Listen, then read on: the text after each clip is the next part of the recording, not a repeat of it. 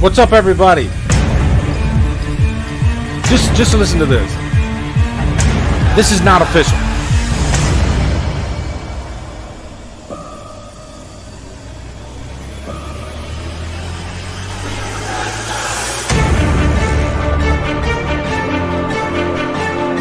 This is Mike Chibante. You can find this on YouTube.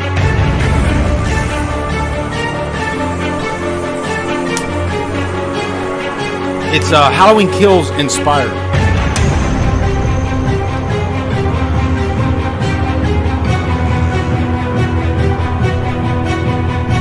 Yeah, if you look up, I'll tell you where to look.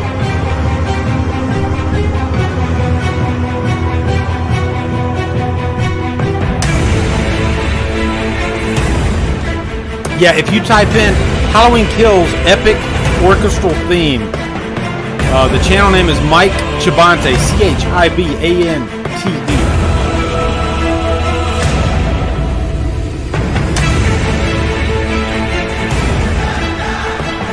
Grandpa Lee.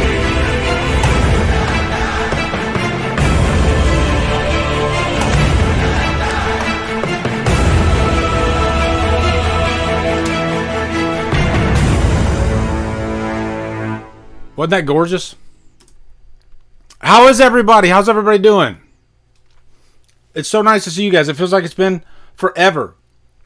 But the good news is I showed up on time, right? That's always nice. Busy day too today. Jesus.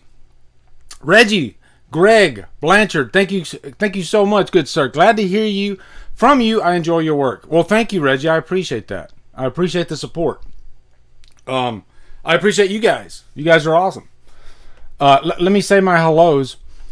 Felix, Chris, Fluff, Salisbury has a birthday. Everybody say happy birthday, Chris, in their flamethrower. Or you can say happy birthday, flamethrower. Take your pick. But today is his birthday, and he has been such a great friend to me. And I met him at Spooky Empire in Orlando, and we've been friends ever since.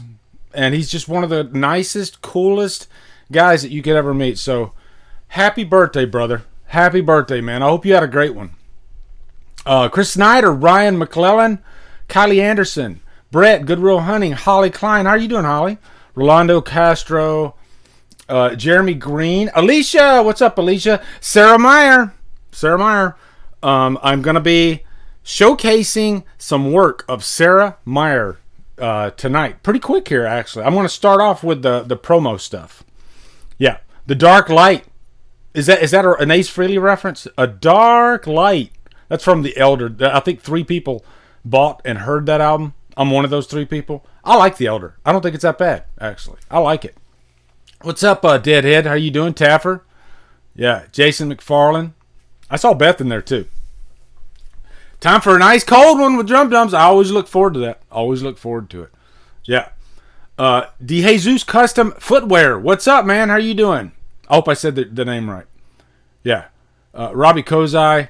So nice to see all you people here. Man, I'm telling you guys, we got a jam-packed show tonight. Like, this might be the most jam-packed show I've ever had. I'll give you the rundown. Let me give you the rundown, okay? Hold on. Let me go over here and grab my rundown. I got way too many tabs open, too. So we checked off the Mike Chibante Halloween Kills music. Definitely go check that out. It jumped right out at me because there's a lot of like fan music out there, and all truly talented. But sometimes they really stick out, and this sounded like it could be, right from the movie. It was so good. We got 4 fan film / indie film trailer reactions we're going to do tonight. We're going to talk about the Crow Lazarus. We're going to talk about Halloween Bad Blood, which is an abandoned script that had Jamie Lloyd in it, like an adult Jamie Lloyd. Byron Weaver sent that to me, and you guys know I'm always harping about the Thorn trilogy and Jamie Lloyd and all that stuff. I won't shut up about it. I annoy people about it, but I'm always like, what could have happened? What could have happened if we got a proper adult Jamie Lloyd story? So, and then the main topic tonight is 21 horror so far. And I got a list. We're not going to do them in order. I'm just going to tell you all the movies horror-wise that I like so far this year. And surprisingly, there's quite a few of them. So yeah, jam freaking packed show. How are you guys doing today? Did you guys have a good day? Are you having a good weekend? I want to know if you're going to see Candyman this week. Holly. Holly, I didn't even talk about my freaking press screening week. Holly, I'm trying to get a screen invite, but Universal Studios is that one nut that I'm having a tough time cracking, and it just so happens that's the Halloween Kills studio, that's the Candyman studio, so I might have to go see it along with everybody else, And just in case some of you guys don't know, this last week was the very first week I actually started getting screen invites. It's a process I had to go through. I had to find basically this like umbrella corporation, not the Resident Evil kind. That's not the name of the corporation. I'm just saying they're like the umbrella over, the movie studios and sending out screen invites for critics. And like as soon as I did that, then all of a sudden the floodgates started opening, and I got... I picked the wrong week to start doing screen invites because I thought I'd get like one a week or something like that. But just this week, there were 4 freaking movies that came out. You had Reminiscence. You had The Night House, which was an absolute treat. You had The Protege, which is an absolute shit bomb. And then you had Shang-Chi Enter the Fist. I said Enter the Fist. I knew I was going to do it. It's Kung Pao Enter the Fist, and I can't recommend that movie enough, but it's Legend of the Ten Rings, okay? Which is great. Legend of the Ten Rings is great. So I went to 3 of those movies in the theater, and one of them I actually had a screener at home. That was The Protege. But it's exciting. It was cool to go, but man, I had to drive to Orlando for 3 days in a row this week. I was pretty exhausted, and you could probably tell in that The Night House review. But yeah, Holly, I'm trying. I've got my goal because Candyman. I can see Candyman whenever everybody else sees it. I'm fine with that. But Halloween Kills, I wouldn't mind getting an early invite. So I'm still working that issue, seeing if I can figure it out. I've talked way too long about it. But also, the Halloween Kills original soundtrack, the pre-order went up this week from Sacred Bones. They had the, I guess, the standard release, and they had the, I guess, what would you call it, like the variant, the art, what they call it, the art release or something like that. I'm going to show you guys pictures of that real quick, and since we're talking official music, I'll go ahead and play this for you. Hold on. Just a taste of it. You guys can go on YouTube. You can hear the whole thing. This is the track that I was talking about on the last DDLive. I was talking about how somebody sent me that leak, and it was for that track right there. And it's really cool. I like that it doesn't repeat what's been done before. It's got its own vibe to it. Just like Beth S said, definitely has some interesting vibes. Beth, I was noticing that like the last half of it, I was getting strong like Prince of Darkness vibes. And I said that in the last one too. What's up, Dave Vanderhoff? How you doing, brother? Have you guys listened to it? Did you get the Prince of Darkness vibes? Because especially at the end when it's like, that's exactly how it sounded too, by the way. Exactly how it sounded. Yeah. Yeah, it gave me chill. It gives me chills every time I hear it, Alicia. I think it's awesome. Yeah.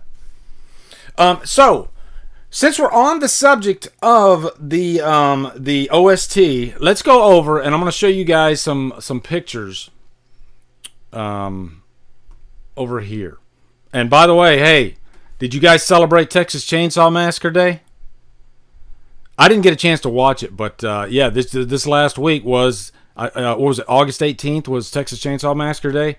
Still to this day, guys, I think there's no movie like it. You will never replicate that movie ever again. It can't be done. It's a gift. Anybody that says that the remake is better than the original is high on fucking crack. The original is a horror treasure. It is pure horror in the purest sense. It is not for the faint of heart. It is not for little Goldilocks that's never seen a horror movie before, and the Three Bears just happen to have Texas Chainsaw Massacre on their 1983 Color Track 2000 television. It's not for them, okay, guys? And if you prefer the remake, that's your opinion, but you're wrong, and you're entitled to have a wrong opinion. It's okay. It's okay to have a wrong opinion. I have plenty of them, okay? But one opinion I know is a fact, is that the Texas Chainsaw Massacre is one of the greatest freaking horror films ever made. And there's no ifs, ands, or buts. Okay? Brandon, what's up? Destiny, how are you doing? Yeah, we gave Fluff a big birthday at the beginning. But yeah, man, long live the Texas Chainsaw Massacre. Right, guys? Is that not a freaking gem? That's a great fucking movie right there. Okay, let's go to the HUMDRUM vinyl. Here we go. So let me close that, even though I hate to. Sorry, Leatherface.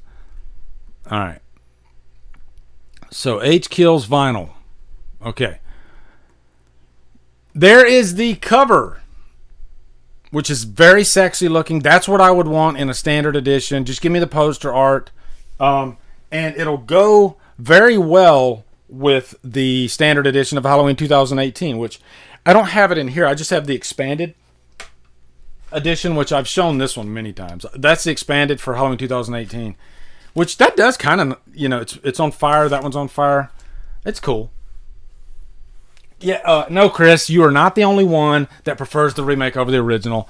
I think there's a few people out there, but that's okay. There's a few people that are wrong, all right? So, yeah, what do you guys think of the standard cover? And here's what you get if you were to open it. Wow, that's beautiful. Is that not beautiful, guys? It's amazing. It's amazing. Let me know in the chat. Are you guys? Did any of you order this yet? I did. I ordered this one, and I ordered the variant, or the art edition, I guess they would call it.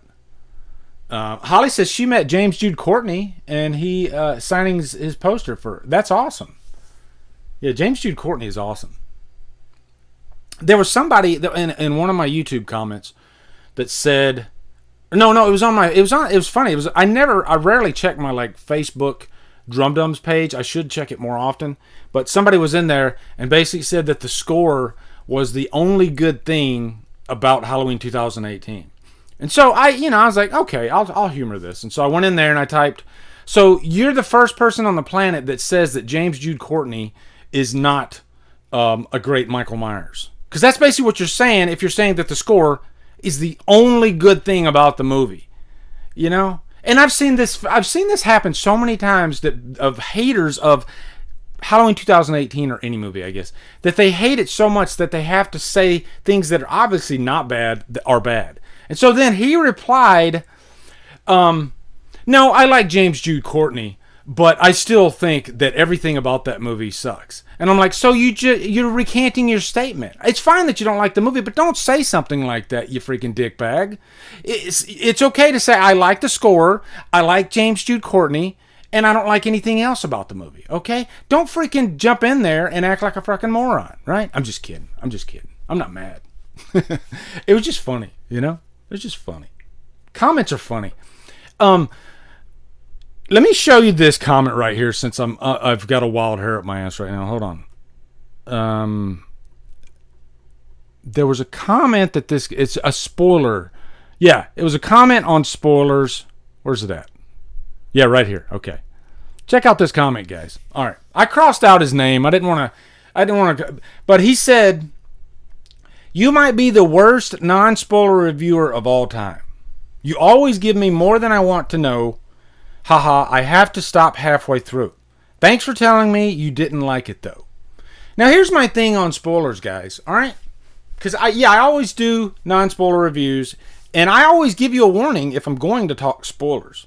But my general rule of thumb for non-spoiler reviews, if it's in the trailer, it's fair game. Now, if there are trailers that give way too much. Like, say, for instance, the trailer for Pet Sematary, the remake.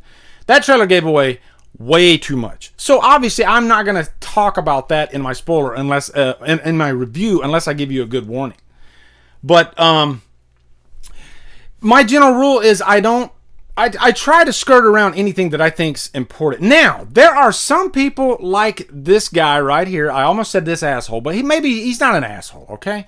There are some people like this guy right here who they don't want to know anything. They don't even want to know the color of a character's toenails in a movie, okay?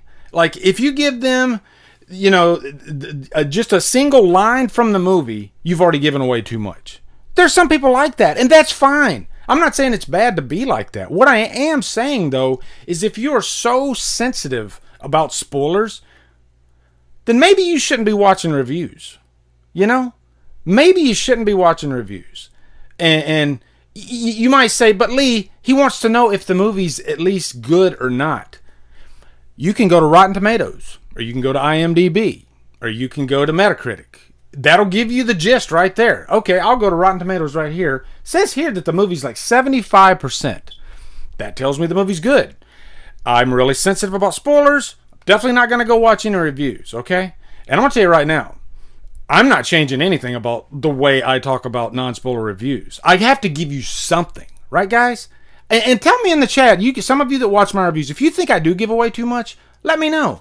But as it stands, I'm not going to change the way I review things because I still have to give you the gist of what the movie's about. What is great about the movie, you know?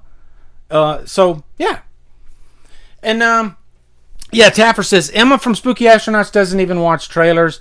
I'm not like that, though. And, yeah, that's great. That's fine that Emma doesn't watch trailers. And I would probably bet that Emma doesn't watch reviews before she sees the movie. And that's my general rule of thumb anyway. I don't watch reviews before I see a movie because I don't want their thoughts getting into my head, you know? I like to be able to go in fresh and not feel like I'm stealing anybody's ideas. So that's just my, and that might be her general rule of thumb too. I don't want to speak for Emma, but yeah. So, you know, if you're like this guy right here though, you probably shouldn't be watching reviews, okay? You probably shouldn't. All right. See, I went off on a tangent, but I wanted to show you guys the rest of the H kills.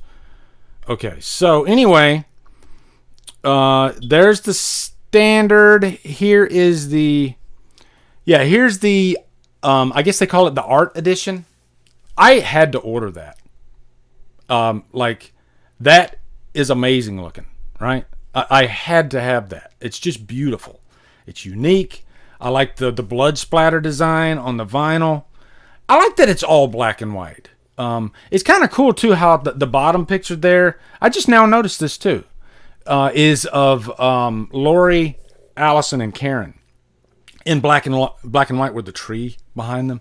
And then the second picture, you got Myers, like a silhouette of Myers, and in the background, you look at the trees, you can almost see Myers' mask in the background. Let me know if I'm looking way too deep into this, but yeah, I kind of like that. That's really cool.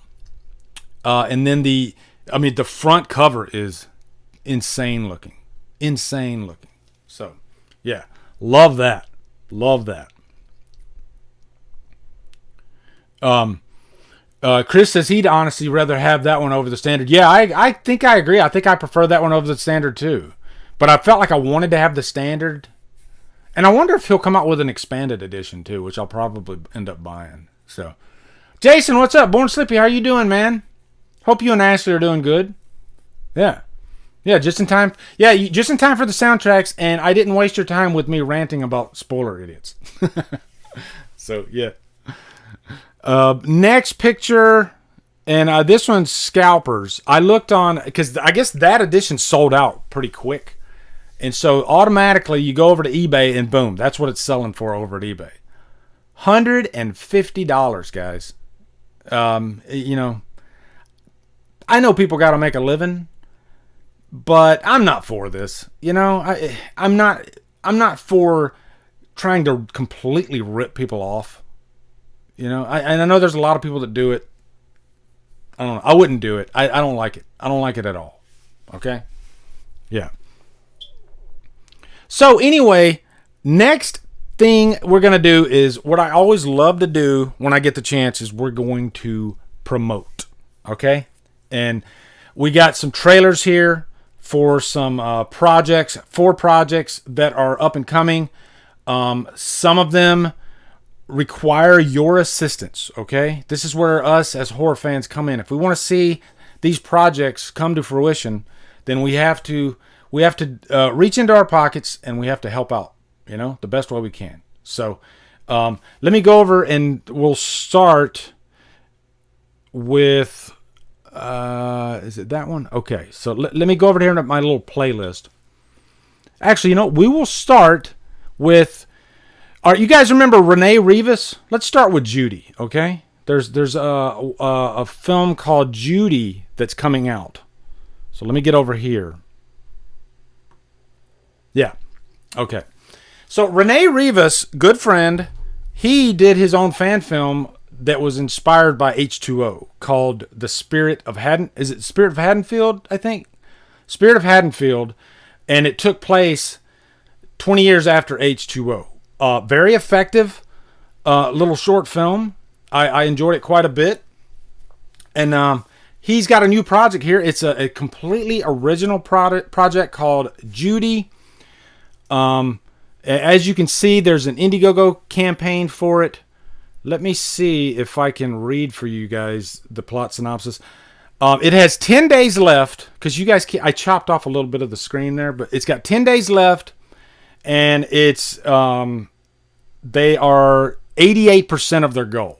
Okay, so they're really close. So this will be a good one to jump into. And if I scroll down here a little bit, Renee Rivas Productions, Left Lane Labs, and Womp Stomp Films. I just reviewed Jason Rising, Womp Stomp, man. They're one of the bigger ones for fan films. Are proud to present the Indiegogo crowdfunding campaign for our new short psychological horror thriller, Judy. Okay, and let's see. There's an official trailer here too, so we'll check that out too. But first, there's like an announcement video here, so I'm gonna play that for you guys, and listen up on this one. How's it going, everyone? My name is Renee Rivas, the director of Judy, a short psychological horror film starring Elena Latham. The story revolves around a young woman who wakes up abruptly from a premonition-style nightmare and is ultimately set down a path of destruction at any cost. With a majority of principal photography already completed, our goal is to raise a minimum of $5,000 to help us with our end sequences and for the remainder of post-production. Upon completion, the film will be submitted to film festivals around the world and will be available as a preview for backers who invest in the digital pack or higher. And with all that being said, I just want to say thank you to everybody that came by and checked out our campaign. Please share the campaign with anybody that you feel might enjoy this type of film. On behalf of myself and my whole Judy team, we can't wait to show you guys what we're cooking up. Thanks again.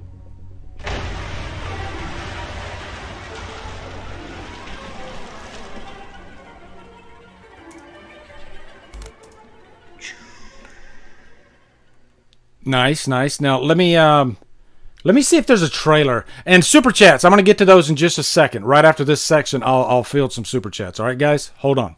Now it says official trailer. Let's see if this is the same thing that he just said. Okay, this is the trailer.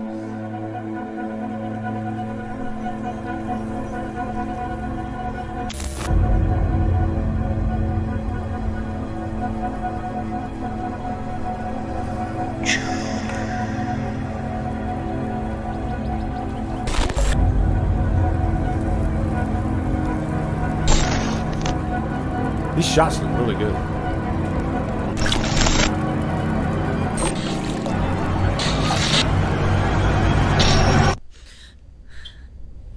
Is everything okay? Oh, damn.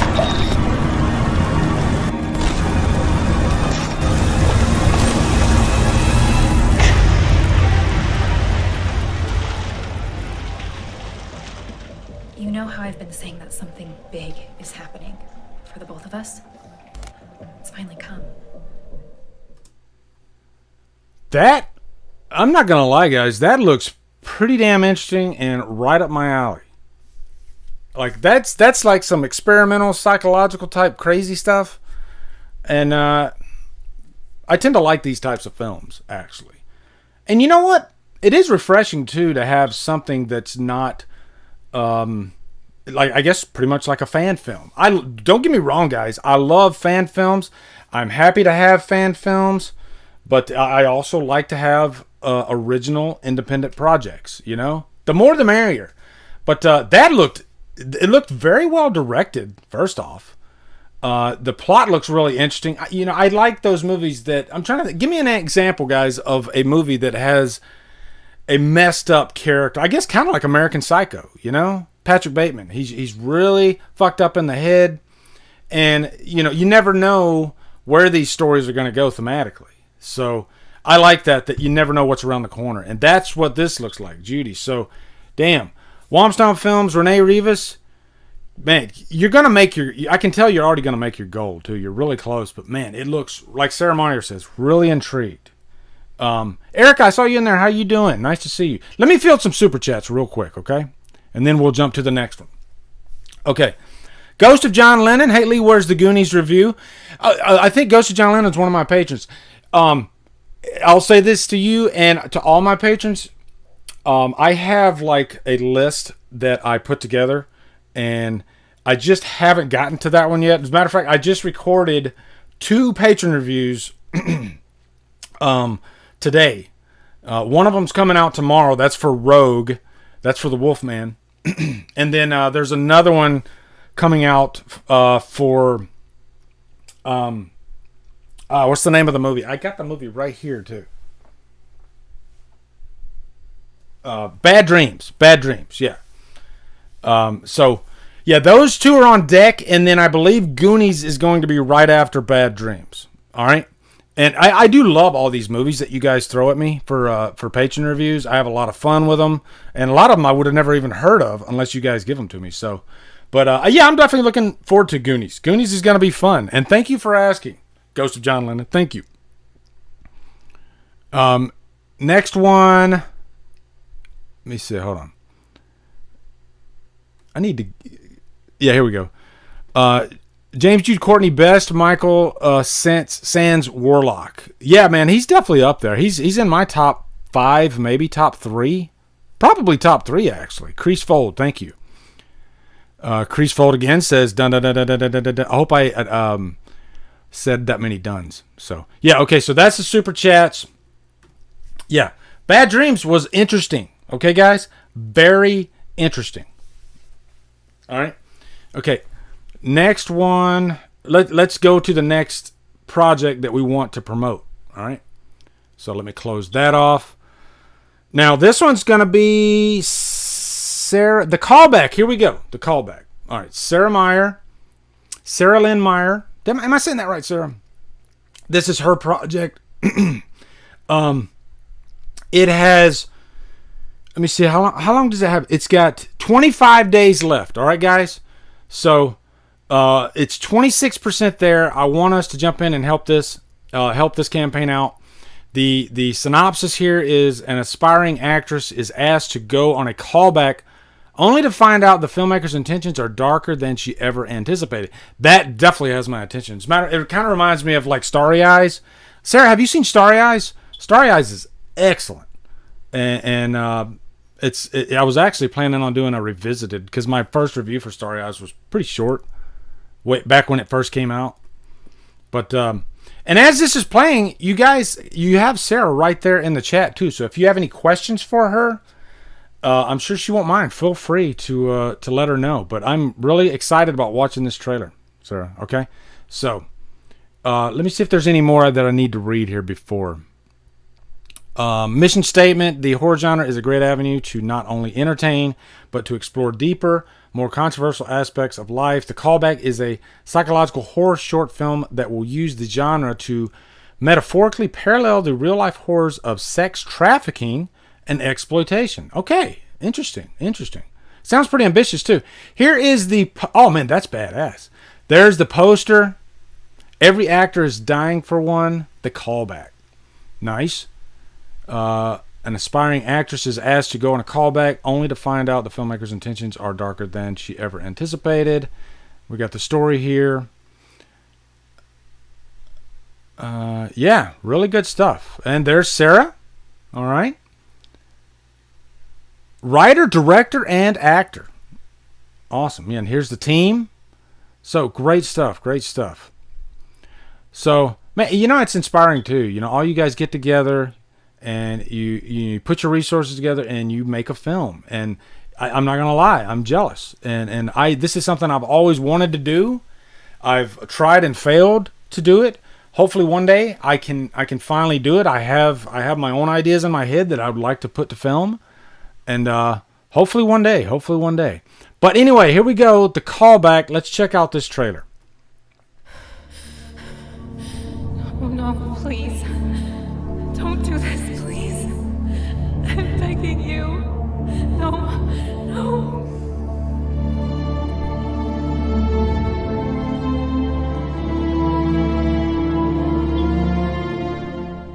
I'm Sarah Lynn. I'm the writer, director, and I play Jessica in The Callback.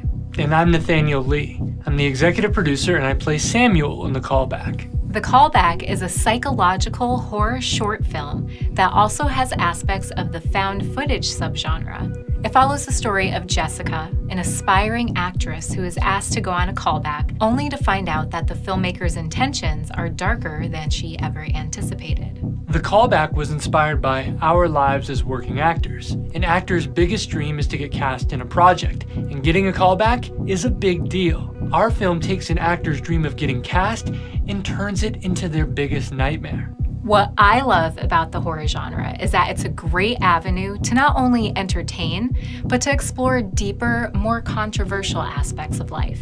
The Callback explores the mental anguish and the not-so-glamorous aspects of what an actor goes through during the casting process and cranks it up to 11. It also uses the horror genre to metaphorically parallel the real-life horror of sex trafficking and exploitation. There are currently multiple lawsuits against a very well-known adult entertainment conglomerate for knowingly distributing and profiting off of non-consensual content on their platforms. Before I was an actor, I was a mental health worker, and I worked with a young girl who was trafficked. I've witnessed firsthand how that trauma lingers and the time it takes to work through it to simply live life on a daily basis. No one should be subject to that. We have an amazing cast and crew locked in, including an award-winning composer, Check. an award-winning special effects artist, Check. and an amazingly talented creature effects artist. Check. You know what we're missing, Sarah? Bodies to hit the floor and severed human remains. Ew, oh my god, no, where'd you get that? We're crowdfunding, aren't we? Yeah. So we need... The crowd. A movie is nothing without its audience, so we need and humbly request your support. You can help us by contributing to our campaign financially. Or if you can't, that's fine. You can help spread the word by sharing this video or our campaign link. We hope you join us on this incredible journey and consider investing in the callback to help make this nightmare a reality. Too awesome. Let me go over here, get you guys back up. I want you guys to support this even more now because, Sarah, that's a great thing that you guys are doing, trying to raise awareness for, because trafficking is one of the worst things imaginable. It's taking advantage of vulnerable people, and it's sad, and we've all heard these tragic stories that happen, and it's a great platform too for an effective film. So I'm really curious to see where this is going to go. I definitely want you guys to... Thank you, Chris. Chris, I posted links to it below in the info box. But, man, Chris, you're doing the Lord's work right there, man. And I think the one that I didn't post a link yet because I had to reach out to Tyler was the Nightmare on Elm Street. Or not, I'm sorry. The Night of the Living Dead fan film. And I'll do that right after this stream. I'll put that down there. But yeah, thank you, Chris, for putting that down there, guys. Go support these you know, the only way they're going to get made is with our help. So, Sarah, that looks very promising. Looks like it's very professional looking. You know, a lot of great work behind the scenes. So, I have no doubt in my mind that's going to come out amazing. Amazing. So, I don't know why I have a Halloween Kills thing up there for you. Okay, so let's go to the next one. Let's go to the next one. All right. We're going to do the Night of the Living Dead fan film. This is Tyler O'Coin. And so, yeah, here it is. And he's got an Indiegogo too. Okay.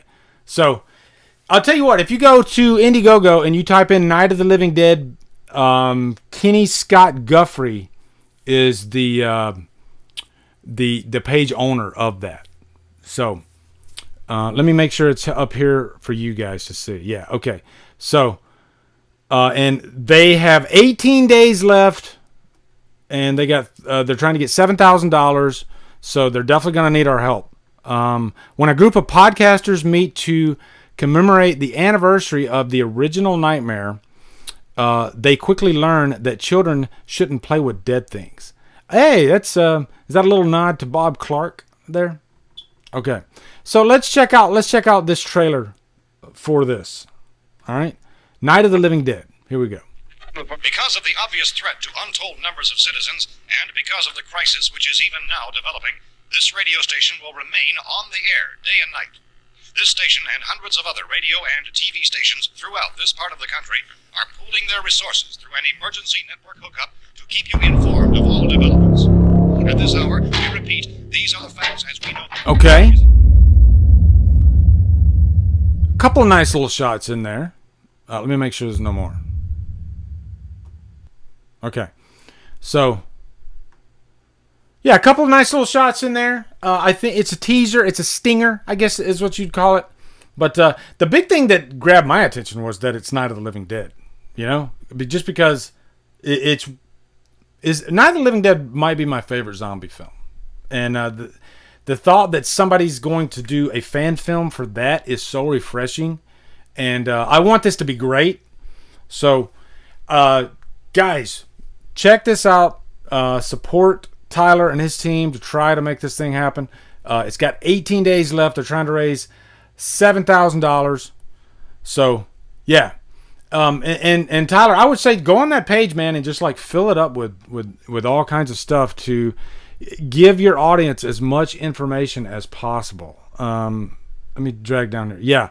Tyler, I'd get in there, man. I would fill that page up. Give them as much as you possibly can, you know? Because people, they're going to back you if they know exactly what they're in for. But those couple shots that you had in the trailer definitely look promising, okay? Especially the with the fog and the swing set and all that. I could totally dig that. So, yeah. All right, we got one more. This is for Scream, okay? Let me get his name here. Hold on. This is coming out, I believe, in 2022. And let me go to my messages here. Yeah, Zach Salazar, and he was one of the producers of Halloween Night. You guys remember that Halloween fan film that was excellent? Like a really, really great Halloween fan film. Probably one of the better Halloween fan films out there, Halloween Night. And there was a huge campaign going for that thing. And yeah, I really enjoyed it. I have the JD actually sent me the DVD of it. But so this is a Scream fan film, and it looks like it's got some of the same people involved. So let me get over here and find where it is. Okay. Yeah, so Scream Legacy is what it's called. Let me pause it because I have a better setup for you guys. Yeah, so I want you guys to be able to see that whole thing. So I'm going to close that off real quick, and I'm going to go here. There you go. So now you guys can see the whole thing, all right? So this is Scream Legacy. And let me get you guys set up.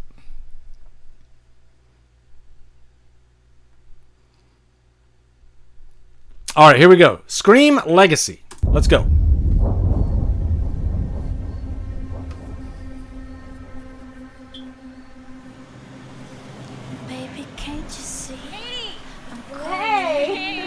Hey, you need help with your luggage or anything?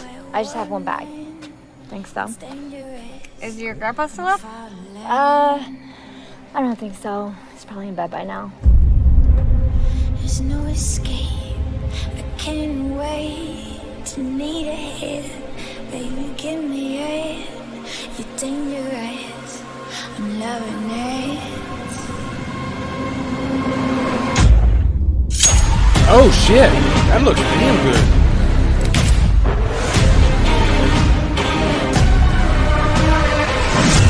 Oh man.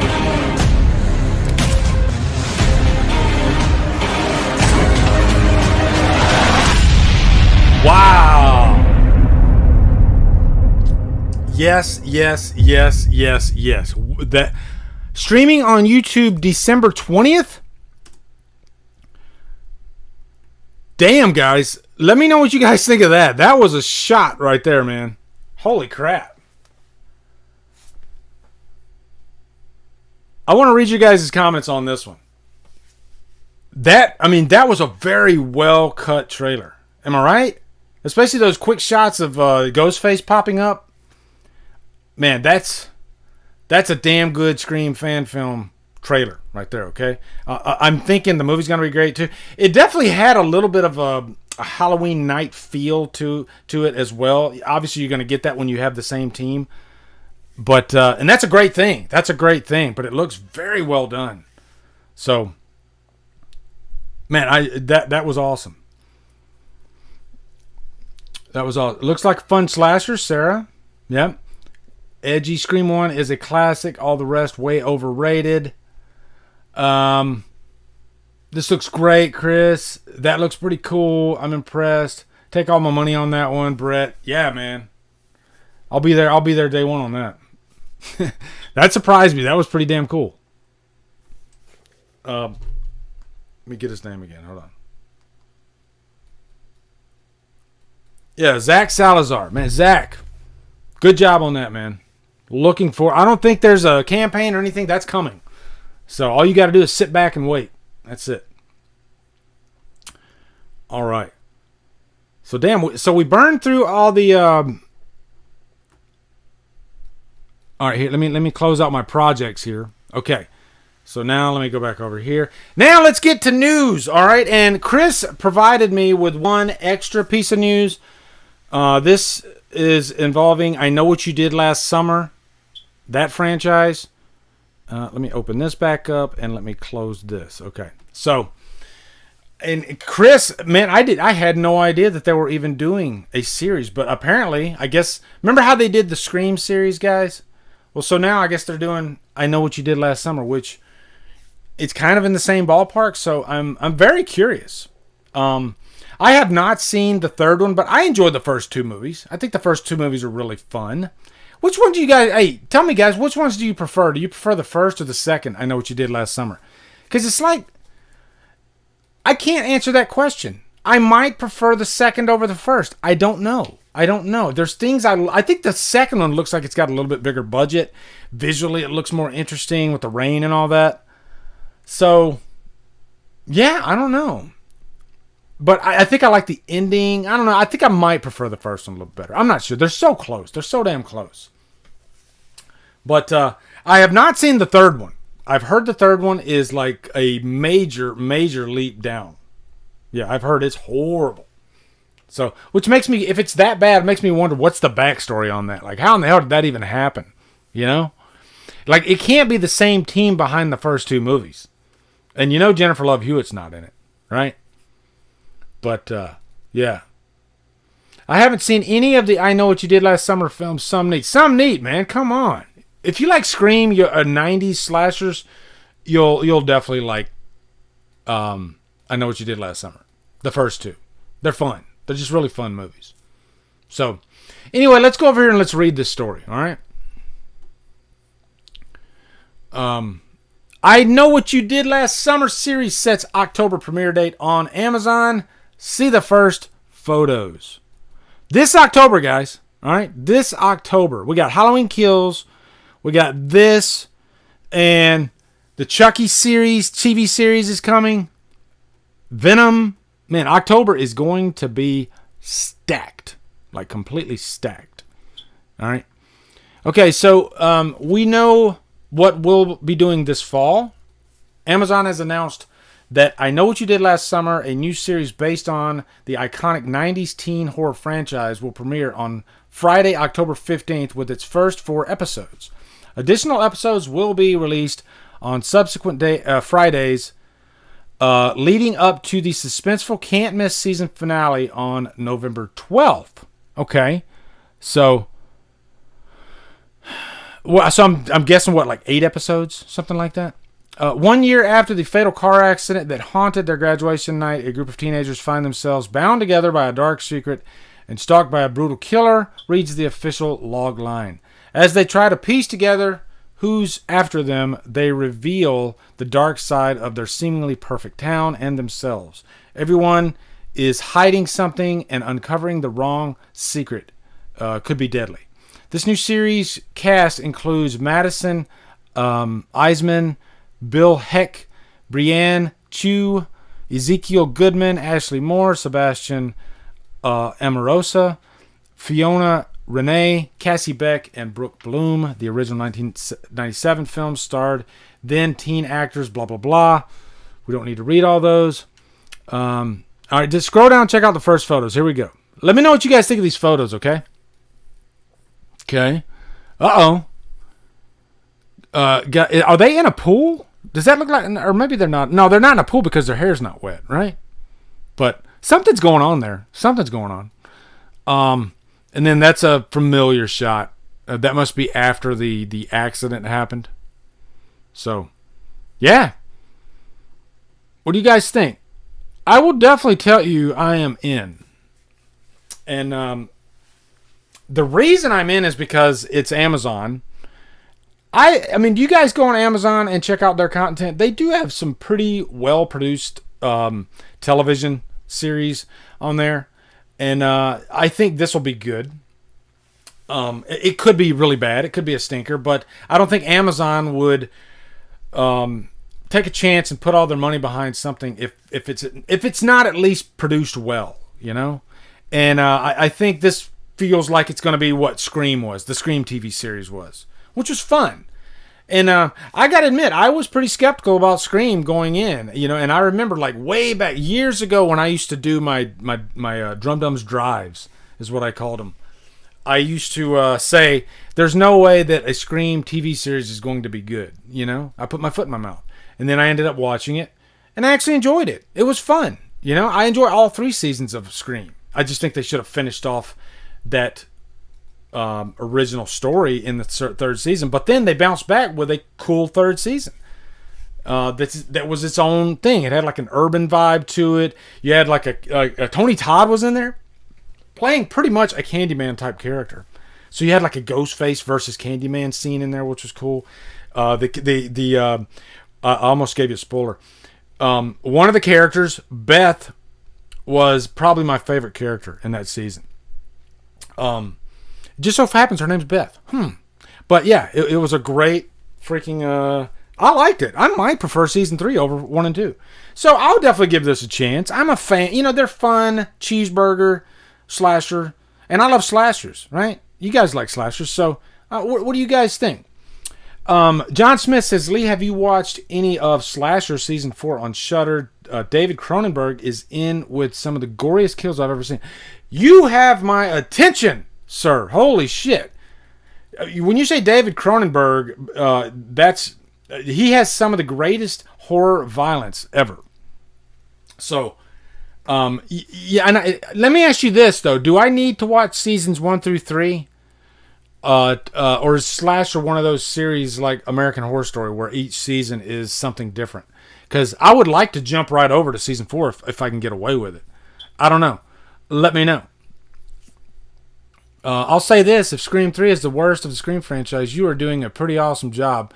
That's very true. That's a fair statement. So he's saying it's an anthology, so I could go ahead and just watch season 4. I might do that then, John. Thank you. Because somebody else was telling me about it too, actually. So yeah, I might have to do that. I might have to partake. But yeah, I Know What You Did Last Summer. It's coming October. So we got a lot of great horror content in October. It's going to be fun. Speaking of October, since I got you here too, remember last October we did Drumdums Live In? I got to give Beth full credit for that name too. She came up, I was like, that's a fucking awesome name. I'm stealing it. So I'm going to, I guess it would be the second annual Drumdums Live In is coming this October. And if you didn't partake in Drumdums Live In last year, you can go back and check out those weekly videos. But basically what it was we would talk about what we watched throughout the week, right? So I had my list of stuff I watched, and it's interactive. I'd have you guys tell me what you watched. And it was just a fun, Halloween season horror bash. We had a blast last year. So I definitely am looking forward to coming back this October and doing that. It's going to be a lot of fun. Okay? A lot of fun. All right, Chris, thank you for that story, man. That was a really fun story to cover. Let's go to the next one. All right, so we can close out. I know what you did last summer. Now we're going to do the Crow Lazarus. This was an abandoned project that was going to star DMX and Eminem. And I think I remember something about this, like way back in the day. And just right away, I felt like DMX. I love DMX. Don't get me wrong. Okay, very talented guy. But him in a Crow movie, you could prove me wrong, but I just didn't feel like it was a good match, So I think I remember hearing something about this way back in the day. So Simon Moon, what's up, brother? How you doing, man? Nice to see you, Simon. Horror counselor. But I'm a Crow fanatic. I'll just go ahead and say it. I'm so into the first movie. It is my number 2 favorite film of all time behind Halloween. That movie made such an indelible mark on me in my life when I saw it way back in the day. I remember seeing the news report for Brandon Lee when he died back in '93. I was at work, or I was going to work in the morning, and I passed by the USA Today, and right there was Brandon Lee's face. And I was like, "Oh, what's this? Are they promoting something that he's doing?" Because he had done Rapid Fire, and I saw Rapid Fire, and I really dug that movie. And so I saw that, I was like, "Oh my God, he's dead? That's crazy." So man, it was a sad day when Brandon Lee died. It was, and I still feel it, as silly as it sounds, to this day. Because you think about what could have been. Like Brandon Lee's career, I think would have flourished. I think he would have been amazing. He was just a very charismatic actor, very talented in martial arts. His father's Bruce Lee. So, I mean, there's a story about Brandon Lee. He did an interview with Jay Leno, and he was talking about how this guy broke into his house in the middle of the night, and the guy broke into the wrong house because Brandon Lee basically chased him, and he had a house that he said it was circular, like you could I guess it was for good feng shui or something like that. But he's running around in circles, and he tackles the guy, and he takes his weapon from him, and he's got a knife, and he's holding it over the guy, and then the cops show up, and the cops thought they were gonna arrest Brandon, and he was like, no, this is my house. This guy just broke in my house, So it's sad that he's gone. It's really sad that he's gone. But after that, of course, they made some really bad Crow movies. I think the second one has a strong cult following. I think there's so much potential with the second one. I mean, visually, it's a gorgeous looking movie. And I'll admit, it's kind of a guilty pleasure for me, but I really enjoy it. It's a fun movie. And I think part of that, too, is because the soundtrack for the second movie is so amazing.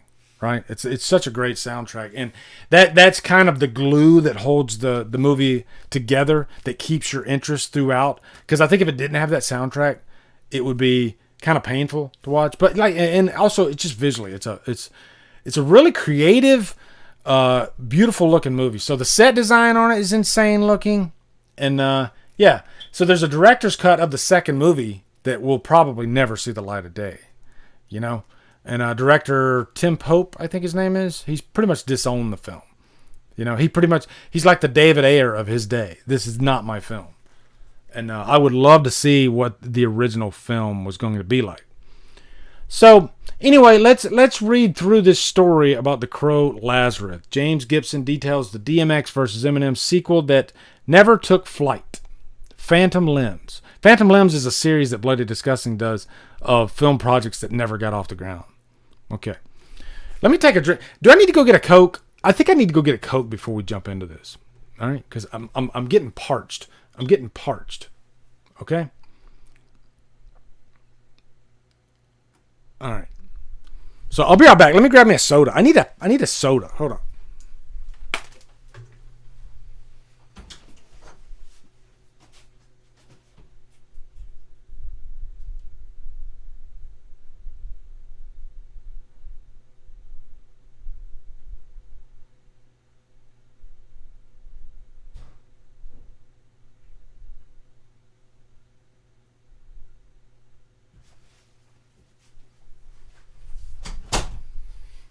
All right, guys.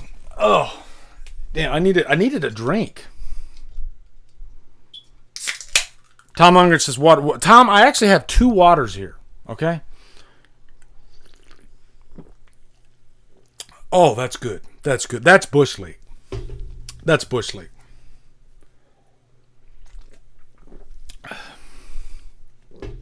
There ain't no coming back. There ain't no coming back.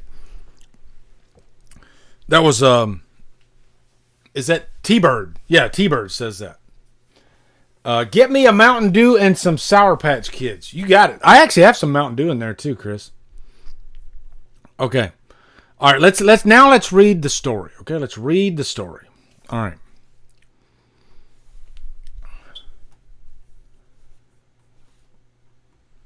What am I doing? Where am I at? Oh, yeah, let me get you guys over to the story. Jesus. Yeah. Oh, last news. Here we go. Okay, there we go. Sorry about that, guys. All right.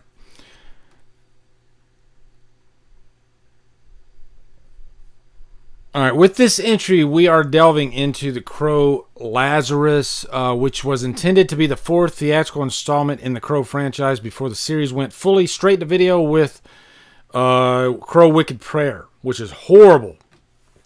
The Crow Wicked Prayer is one of the worst freaking horror sequels of all time.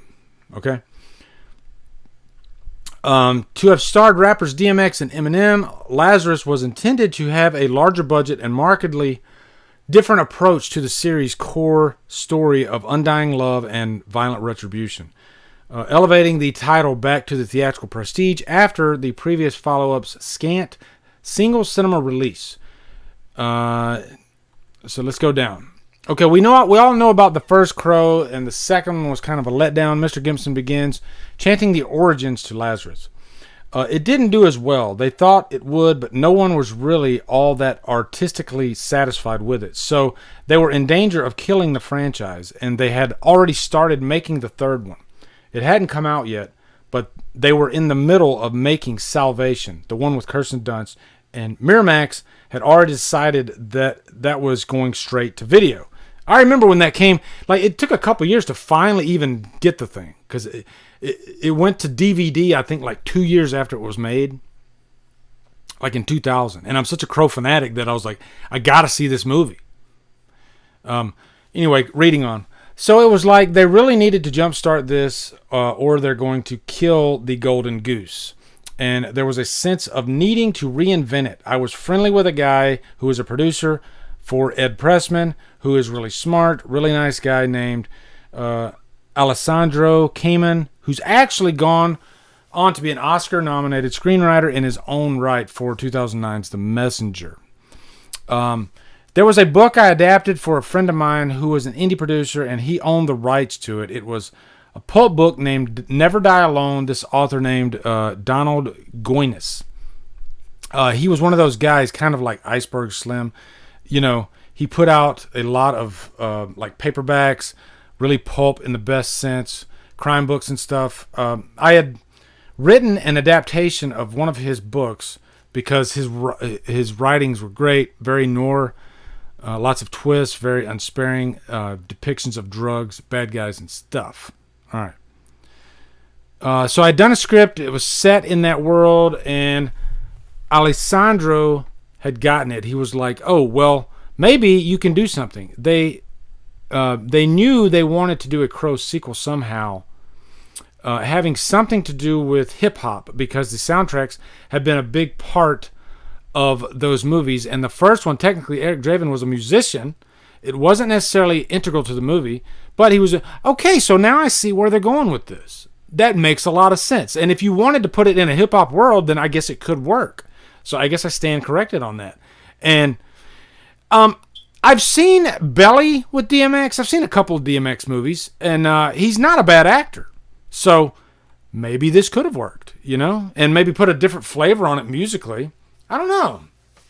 Yeah, I mean, it can't be any worse than freaking Wicked Prayer and, Salvation. So this gets where it gets a little weird, because obviously I'm a white Jewish guy. I think nowadays, if you're going to write something set in that world, you'd want to go out of your way to get a writer of color, and really probably should have in the first place. But for whatever reason, Alessandro put it to me. He said, Jim, we really want to do a hip-hop Crow. Can you come up with some ideas for that? And I said, yeah, I'll come in. So the initial seed of the idea was go back 20 years to the stuff that was in pop culture. You'd have the Tupac killing and the Biggie killing, and there were all these rumors that Suge Knight might have actually been behind the Tupac killing, even though they tried to blame it on someone else. By the same extension, Puff Daddy was always seen as kind of sleazy, and he might have had something to do with the killing of Biggie. There was all this mystery. No one ever really figured out exactly what happened. The original story was that one side killed the other, so the other side killed their guy as retaliation, but no one was necessarily sure. Yeah, I mean, how can you forget, the deaths of Biggie Smalls and Tupac back in the day? As a matter of fact, I remember I was deployed in '96 to Saudi Arabia, and I remember seeing it on the news that Tupac had been shot outside of a Tyson fight. He went to a Tyson fight, he came out, and he was shot like multiple times, and then he died. So, yeah, pretty crazy. Anyway, reading on. The result was like this cult that came up around Tupac after he got cut down in his prime, and you had things like Suge Knight being a complete thug in real life, having been a gangster, and still treating people that way. So, on the other hand, you had Sean Combs trying to become a lifestyle brand and sort of shoehorning his way into everyone's projects. With the idea of villains in place, Gibson notes how his hero would have figured into the world. So it's an artist cut down in his prime. The people who killed him had devious motives, so we thought, okay, let's have it be kind of what this urban myth is, that it actually was an inside job by the guy he thought was his friend or partner. So it's okay, so now I really see the gist of what they're doing with this story. What I am curious about is how Eminem factors into it. Let me read this. So when they approached me, it was maybe late 99. The biggest star in the world back then was DMX. He had just come off of having 2 number 1 albums in the same year.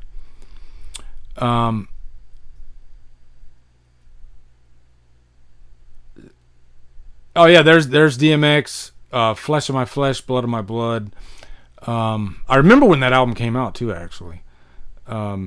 So they set up a meeting with DMX. He was in town. They called me, told me they wanted me to come, and we were going to pitch DMX. He was staying in some hotel in Beverly Hills. He was the funniest, nicest guy in the world. All these bodyguards. We had to go down the whole hall of different security checks. There were guys outside the room. Blah, blah, blah. And he was just like no nonsense. Doesn't put on any attitude or airs. And we pitched him the idea. Then, because I was really familiar with his work, I was actually able to quote back lines from his old songs to him. I said, you've got this song here where you're talking about feeling torn over whether you're ready to go up to heaven or not, because you've done some bad things. I mean, that's what this character is. I think that really clicked with him. he really saw that I understood his work.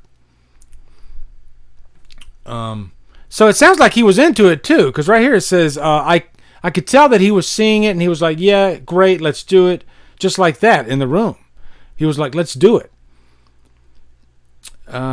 So, and I don't want to read all this to you guys because I don't want to bore you to death, but I mean, the story itself is very interesting. And I mean, I can probably guess, just like every other Hollywood story of any dying franchise, it probably just didn't see the light of day. You know, they probably didn't want to put the risk on it. And I can understand that.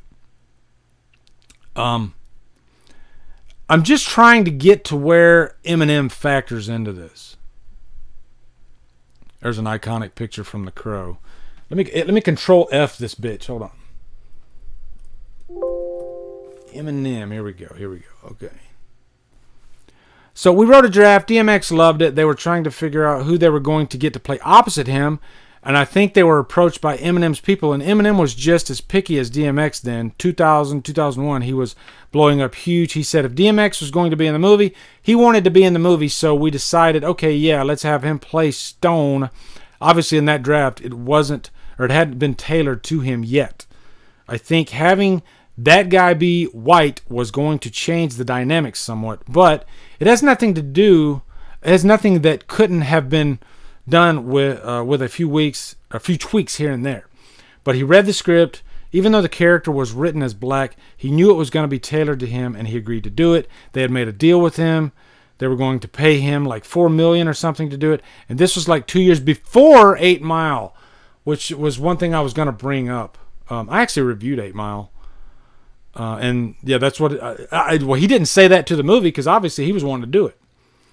So I'm not going to read the whole thing. Let me get back over here. Okay.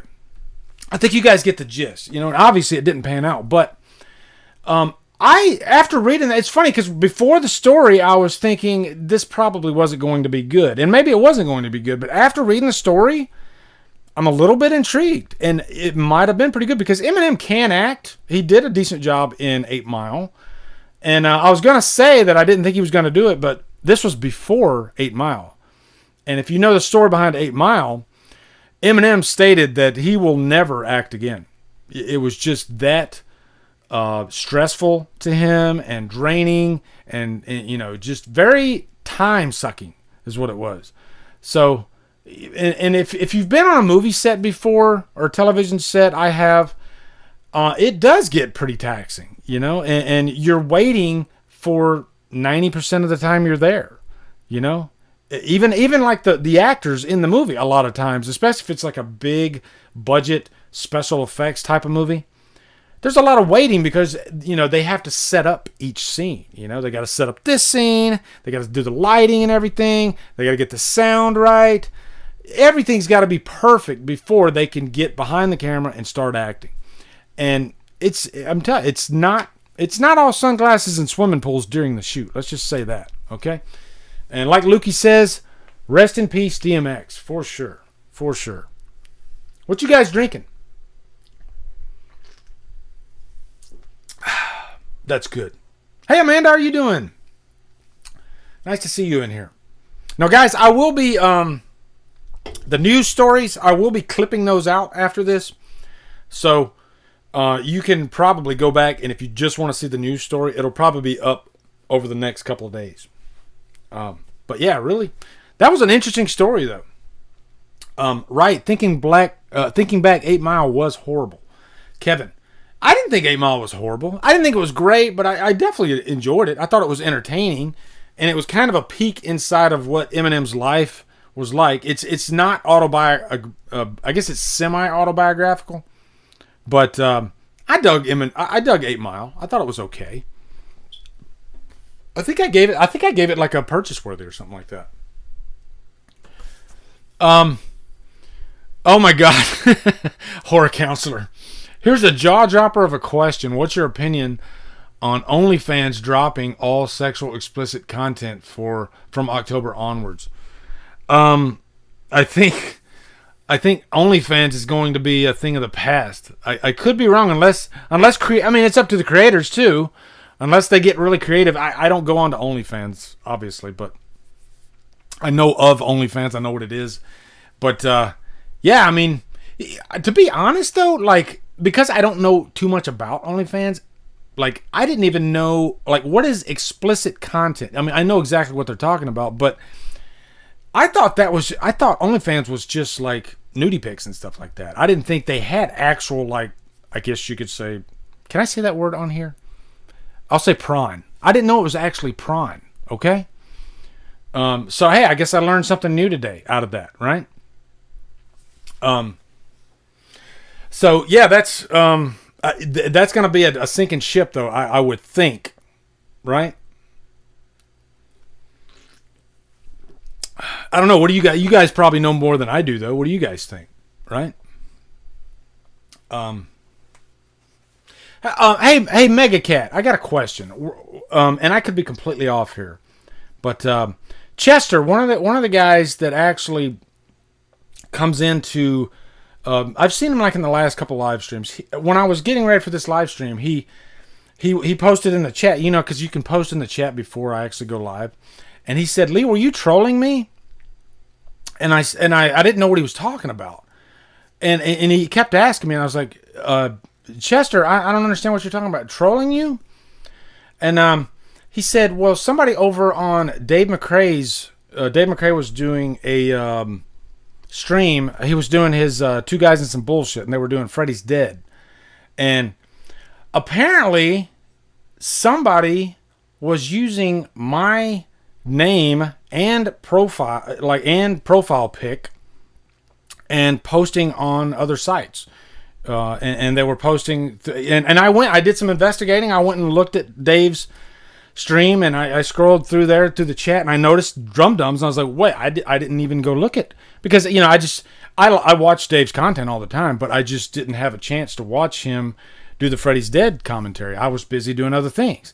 So this is the first time this has happened to me, and I know this has happened to other content creators, friends of mine, that it's that easy that somebody can literally take your name, use your profile picture, and act like they are you. And Mega Cat, I noticed you were in there too, and you guys were kind of feeding, you and whoever the other, you know, the Drumdums imposter were like feeding off of each other. I don't know if you had anything to do with it. Says someone popped up on Dave's channel as you and said Chester was a troll. Yeah, so Mega Cat had nothing to do with it. But just so you guys know, if you see my name on somebody else's stream, I'll tell you right now, I do go to some streams, but I wouldn't start out by saying something like X person is a troll. Okay, that's not my thing. I don't get into drama on YouTube. I don't do stuff like that, and I definitely don't start calling people names within a chat. And Chester, I've only known him from like a couple streams that I've had, and he was a nice guy, but still. Yeah, there. Oh my God, perfect timing. Chester Franklin. There he is right there. So Chester, I'm actually talking about the situation right now. And if you guys see my name, it might be me and somebody. But usually I go to Dave McCray's to comment in. I might comment on friends chats like Dave McCray's. I'm trying to think of who else. We watched the movie. I actually commented on theirs for like maybe the first time. A couple times I've done We Watched the Movie. But for the most part, I usually don't do that. I just don't have the time to do that. I'm just kind of like just an observer. But Chester, I just wanted you to know, man. No, of course I'm not going to go into somebody's chat and call you a troll. That's just wrong, you know. If somebody starts something with me, I might call them a troll on my Twitter account or something like that. But I'm not going to go into the chat and start getting into it with somebody. It's just not my style whatsoever. Okay? So, I'm glad I could sort of clear that up, though. Yeah. And, yeah, and Mega Cat, I didn't mean to single you out. I just saw your name in there, too, and I didn't know if you were in cahoots with whoever did it, but... So now I got to figure out who this idiot was that's using my name and my profile pic.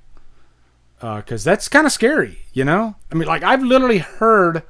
Like, I went in and changed my password today. Because I've literally heard of channels being completely taken over. And boom, your channel's gone. You can't even get in there anymore. I've heard of that happening. And, yeah, it's scary out there, guys. It's scary. So I guess what I would say to you guys, too, if you have a YouTube channel... and you're serious about it, maybe change your password from time to time. Because not that he got into my account. I don't know. I'm thinking out loud here, but you can't be too careful. I guess that's what I'm saying. So, but hey, I'm glad I cleared that up. Okay. What was the next thing we got another story. This is the big one too, for me anyway, because I'm a Halloween nut, right?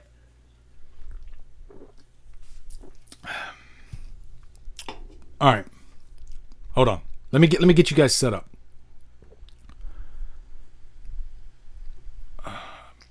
And we're making good time here, guys. Actually, I was scared that we weren't going to be able to do funnies, but it looks like we're going to be. Okay? So, yeah, let me get you guys set up. Let's close this one out. And this one is brought to us courtesy of Byron Weaver. Thank you, Byron. He sent this to me. Yeah, here we go. Okay. Halloween Bad Blood. Josh Stolberg details the sequel that would have brought back Jamie Lloyd. You have my interest. You guys all know I've always been interested in the character. I'm a big fan of the Thorn trilogy. I'm a fan of Daniel Harris, but I've always loved that character of Jamie Lloyd, and even Rachel Carruthers. I love those two characters so much. They're two of my favorite characters in the Halloween franchise. I prefer those two over Laurie Strode. That's a controversial statement, but it is what it is. And so I don't think Jamie Lloyd ever got a proper send-off, and now that Jamie Lee Curtis has come back twice, and I don't blame Blumhouse for bringing her back again. That's dollars. They know that they got a better chance of getting a hit with her. But there was a script written post Halloween Resurrection, although I don't know if Resurrection was actually canon, but it was going to be an adult Jamie Lloyd. So we're going to read through this, guys, okay? So bear with me here, because this is the first time I've read it too, but I'm curious about this story. If you're curious about this story, then read along with me, okay? If you're a Jamie Lloyd fan, but I definitely want to entertain this, all right? Okay. So they do their introductions with Phantom Limbs. They said they had an interview with screenwriter Josh Stolberg, known for penning such horror films as Piranha 3D, Sorority Row, which I like Sorority Row. That's a fun one. Jigsaw. I haven't seen Jigsaw, the last Jigsaw movie, before Spiral. I've heard it's not that good. Chris is a big Spiral fan, though, so he could let us know. Did you like Jigsaw? And the upcoming Spiral. Oh, so he's part of Spiral, the Book of Saw. Mr. Stolberg here discusses his multiple brushes with the shape throughout his career, while two of his potential projects have been discussed at length in current available, Taking Shape 2 specifically, his Halloween Hellraiser crossover, and an intriguing screenplay called Halloween Asylum, mostly focusing on a breakdown between his pitch for Halloween Bad Blood. Yeah, he wrote a treatment for Michael versus Pinhead. I know that. He says he's had a bunch of swings at Halloween. He reveals the beginning of our chat. The first one came really early in my career. I pitched two different versions of Halloween sequels to Mustafa Akkad. Halloween was one of the first horror movies I ever saw as a kid. Blah, blah, blah. At the time, though, I wasn't a horror writer. When I first got started in the industry, I was writing for kids, television, and comedy. No one's just going to hand you the keys to the castle when you just don't have the credits. But I did wind up scoring two different meetings with Mustafa and pitched him. At one point, we, Mr. Stolberg and early writing partner Bobby Florsam, pitched him Halloween versus Hellraiser. We called it MVP Michael versus Pinhead. It was a lot of fun. I'd watch it. I mean, I'd be shocked if it's good, but I would definitely watch that showdown. I don't know. Would you guys watch that? Let's read on. So let's read a little bit about Michael versus Pinhead. Why not? Let's entertain it. Mr. Stolberg describes this initial pass at the franchise. There was this survivors group of final girls, basically. We brought in Kirsty from Hellraiser at the beginning, and it basically becomes a battle royale between Michael and Pinhead. One of the things I love about horror and writing in this genre is how vastly different the tones of films can be. At that time, when I was writing that particular pitch, I really leaned into the camp. I wouldn't say it was silly, but it definitely had touches of camp. I was going through my Evil Dead phase. So that could have been interesting because I think those two properties are so damn serious. And putting them against each other, I think would, multiply the seriousness in a bad way. So I think you'd probably want to go more of a camp, like a darker camp fashion. But it could still totally fall on its face. Just the idea of putting Myers and Pinhead together. I don't know. It would. I'd still watch it though. I'd still watch it. So anyway, reading on. When we went in to talk to Mustafa, we had a very specific idea as to what the franchise was and should become. He was very set in his ways as to who the Michael Myers character was, and if it deviated at all from his talking points. I still remember when I went into the meeting, he gave me a piece of paper, and it was like, I'm reading this in like Mustafa's voice, there are the rules of our universe. It really spoke to the bloodline of the Strode family, and he was very much into that. And ours broke a lot of rules set up in that document. And if you guys remember Mustafa Akkad, he loved the franchise so much. And he died, I believe, before Rob Zombie's Halloween came out. Correct me if I'm wrong. Somewhere around there he passed. But, he was always very strict. And I know one thing is he never wanted to make fun of Myers, make fun of the boogeyman, which is what they kind of did in a little bit of a way in Resurrection, and that's kind of what makes that movie really horrible.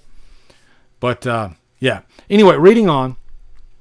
Ultimately, this approach would never make it beyond the pitch stage. However, the writers did take some elements from this initial story and wove them into a new tale titled Halloween Bad Blood.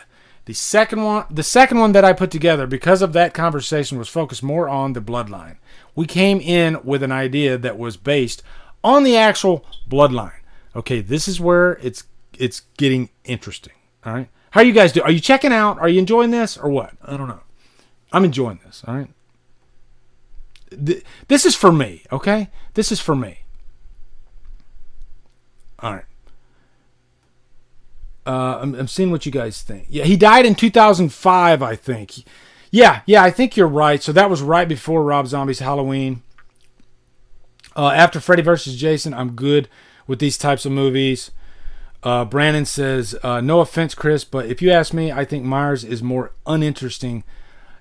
the most uninteresting slasher. Brandon, I've heard other people say that too.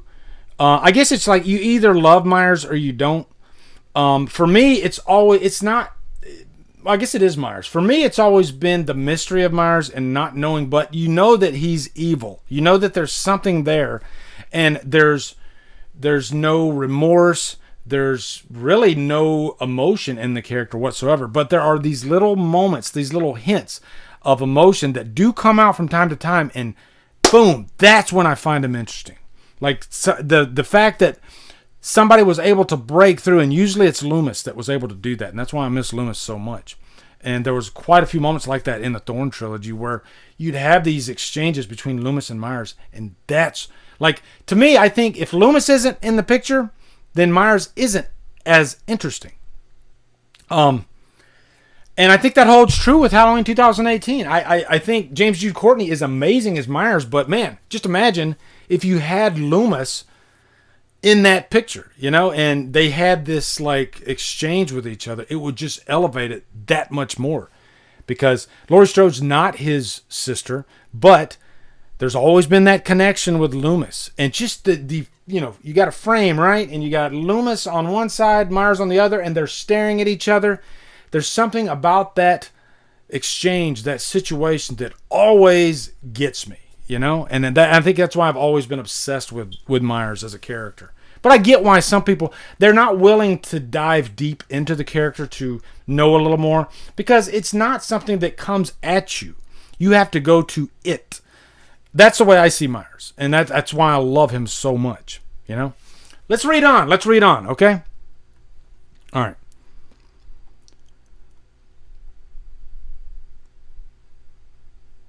Okay, let's see. Did I read that part yet?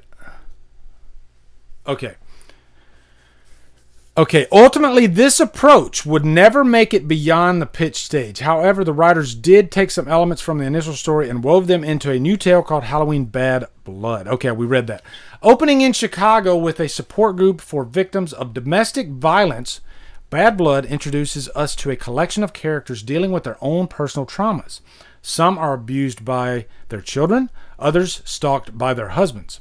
The last member of this group to take the spotlight is one Jamie Lloyd. Chills. Now grown up and to be portrayed by Danielle Harris, who played young Jamie in Halloween 4 and 5 before being replaced by J.C. Brandy in Halloween Curse of Michael Myers. Wait, Jamie Lloyd as an adult? So this film would have been a follow-up to Halloween 6? Yes and no. I have a date stamp from around November 2000, 20 years ago. So that places this project before Resurrection, the final film before Rob Zombie's remake. But after Halloween H2O, which effectively retconned Jamie Lloyd out of existence. Oh wow, so yeah, if not for H2O, then this probably would have had a better shot at getting made. So I guess in a way, and it's not really Jamie Lee Curtis's fault, but Laurie Strode nixed any possibility of Jamie Lloyd coming back. Damn. So anyway, let's read on. So why would Jamie Lloyd have acted as the lead this time around? Well, it always goes back to that mandate to stick with the Myers-Strode bloodline. We were going to use Jamie Lee Curtis, and we were told point blank that H2O was her final movie. The crazy thing is, she still did the death scene in Resurrection.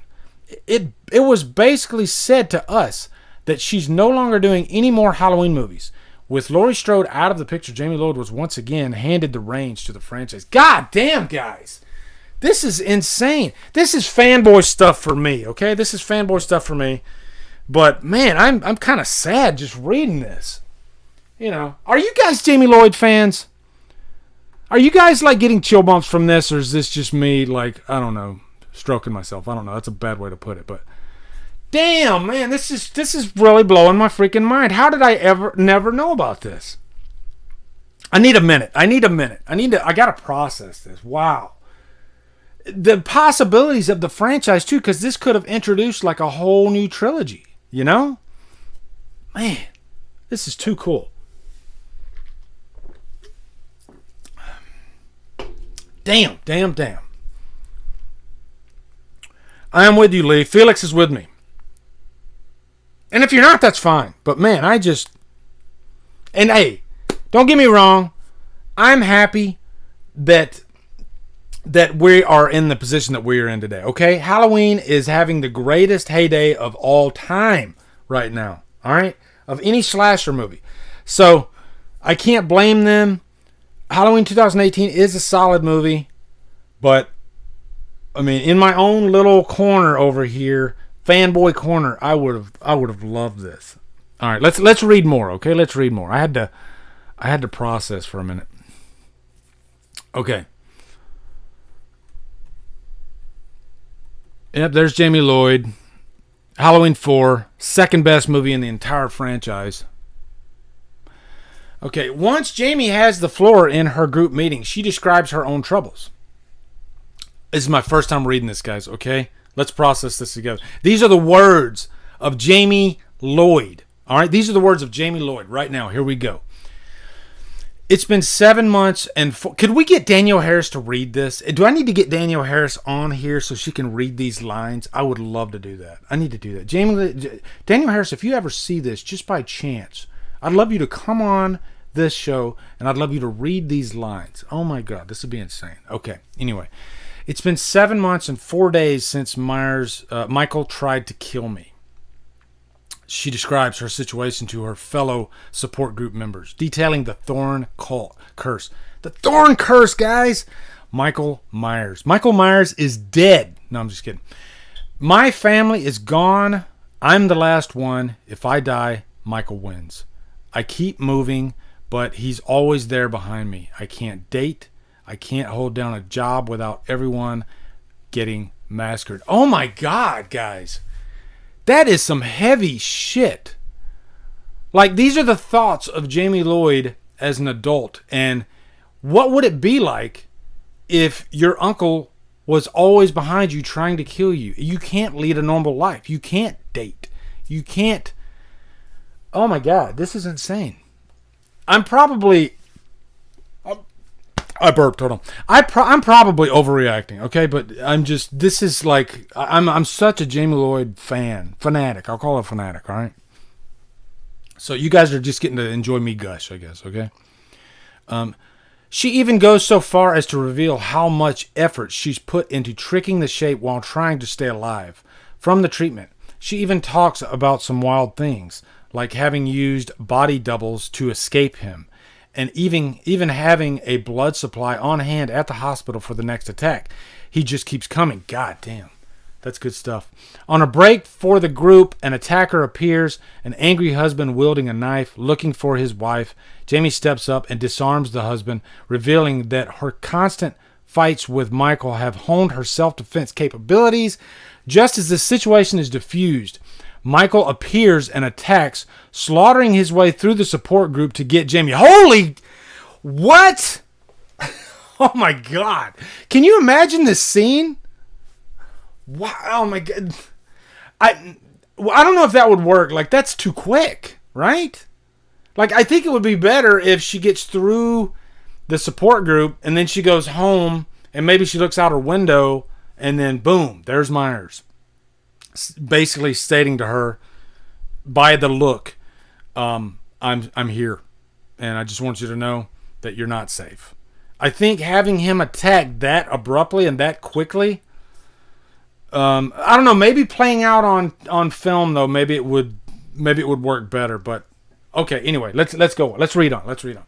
In the chaos, both Jamie and the Shape are struck by an oncoming ambulance, seriously injuring her and apparently killing Michael.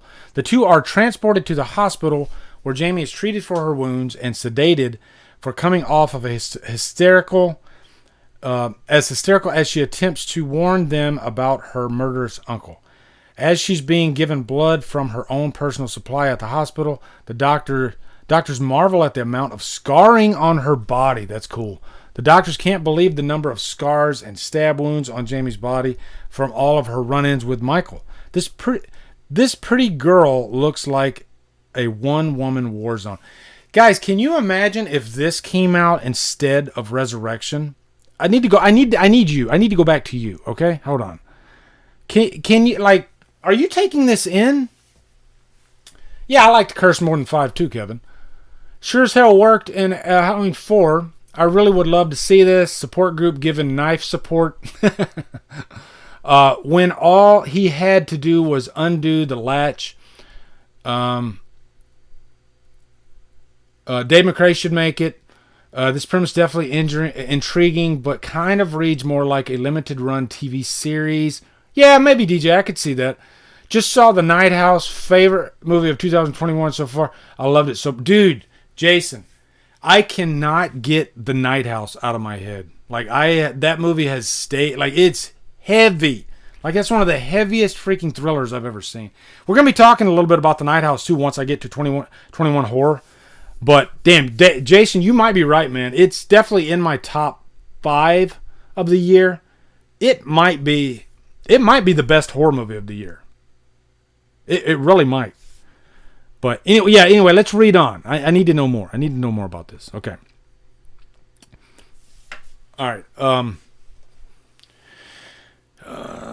Okay, so we read that. Let's keep going down. Hold on. Unfortunately for Jamie, a simple mistake made by a nurse propels the plot forward, significantly increasing the number of potential targets for Michael. From the treatment, in the chaos, the nurse screws up and puts Jamie's personal blood supply in the main storage freezer with no name. Her bloodline is what Michael is trying to wipe out, and it's about to get put into 7 random people unlucky enough to get a transfusion with the curse of thorn attached. What? That's strange. Okay. Mr. Stolberg elaborates. There was a story point in the movie where Jamie winds up getting blood taken from her. This blood winds up being put into other people. So from our first Mustafa meeting, we leaned into the idea of the bloodline quite literally. It was our way of being able to expand out the franchise and make it so that we weren't having to go after the same person every single time with each movie. Okay, I see where they're going with that. But I think it probably would have ended the franchise just as fast as Resurrection would have. I think the movie would have been a lot better than Resurrection. It definitely would have been darker and more... it would have kept the darkness of Myers intact, and he wouldn't have been made fun of. Because Myers sounds pretty damn scary in this treatment, but the idea of branching the bloodline out to other people, it literally, you're thinning out the family to try to get lackluster sequels. That's what you're doing. So it eventually it would not have worked. That's my opinion. And it's sad because at the beginning of this, I think there's some potential there with Jamie Lloyd, but I feel like I would have lost it by the Act 2 on this, and I would have been like, what? So, of course, Michael isn't dead, and soon enough he's on his feet and chasing after Jamie once more. Only this time he finds that he is merely after his niece. He's also compelled to chase after the poor recipients of Jamie's blood. These include Amber Lynn, a fake attempted suicide, Betsy, a 10-year-old tomboy with cancer. Oh, wow. Damn, that's dark. Ed, a goth vampire wannabe who sneaks into the hospital and drinks from Jamie's blood supply. This moron. Leon, a badass stuntman who winds up in the hospital after an onset injury. Sheila, a plastic surgery addicted socialite. Berger, a hemophiliac, and Gus, a 24-year-old student who suffers from severe OCD. Okay, so then you have there's your slasher fodder, pretty much. Also introduced in the mix is Horace Merriweather. Think Steve Buscemi, an eccentric serial killer enthusiast whose gothic house is home to an extensive collection of items related to Michael Myers' exploits. So he'd be kind of like the clown dude in Resurrection. Horace and Jamie know one another, with the latter believing Merriweather's home to be her safe haven. From the treatment, we also find out that Horace and Jamie share a symbiotic relationship. He has paid Jamie for Myers' artifacts in the past, allowing her to live on the lam. We even find out that Horace was the one who helped Jamie change her identity and find a decoy. Okay. Michael cuts his way through the cast of characters until the climax finds Jamie and Michael alone in the now deceased Merriweather's collection room, where he stores every weapon from the Halloween movies. Wow. Okay. They're going back with the lore. The two do battle, wielding every weapon they can get their hands on. It turns into an all-out slasher fest between a badass Jamie and Michael as they go toe-to-toe. This is what we've been waiting to see. Jamie is obviously well-trained.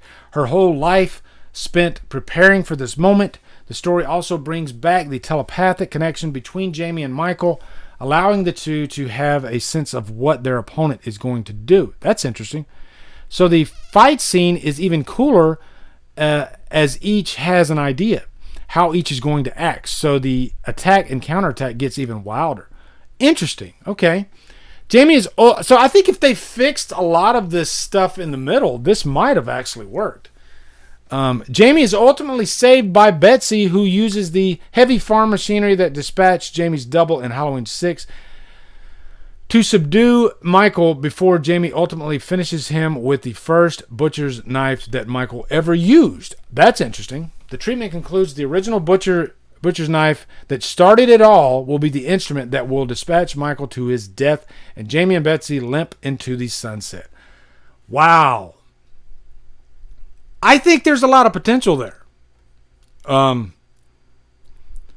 I don't think we would need to read anymore. That's pretty much the gist of the story, but damn, guys. What do you think? What do you think?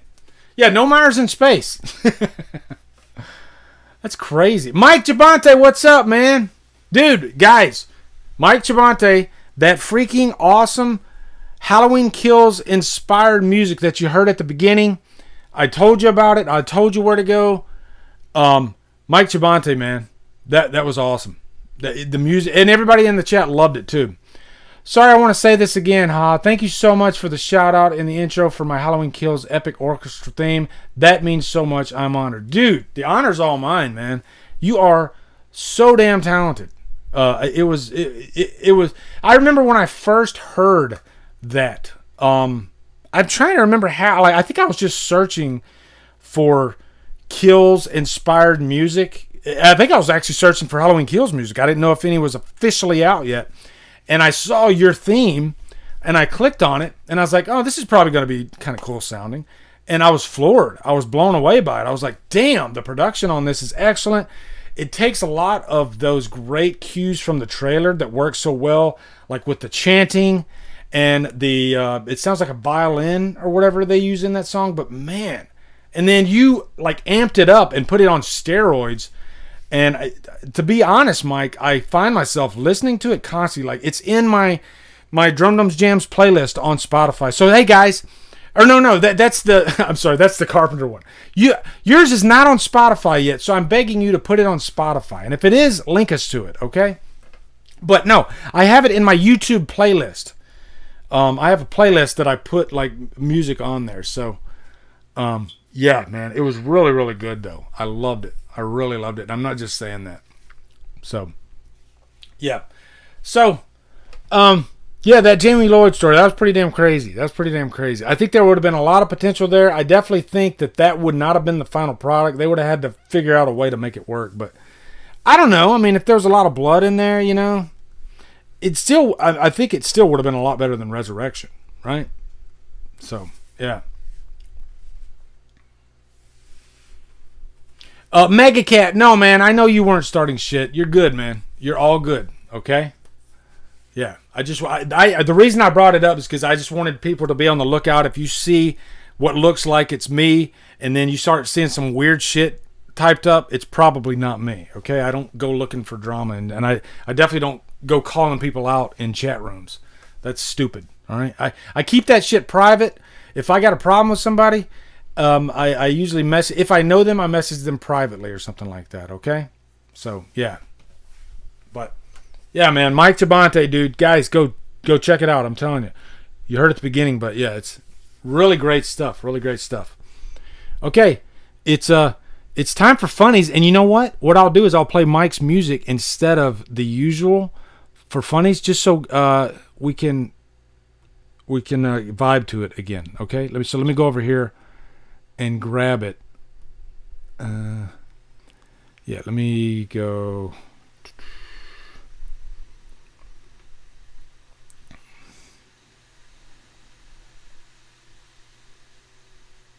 Yeah, so I have a playlist on my channel called DDLive This Week, and I put that music in there. So if you want another access to it, you can go do that.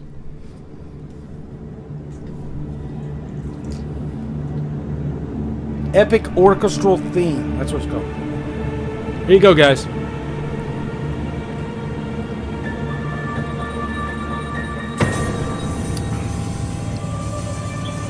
One more time with feeling.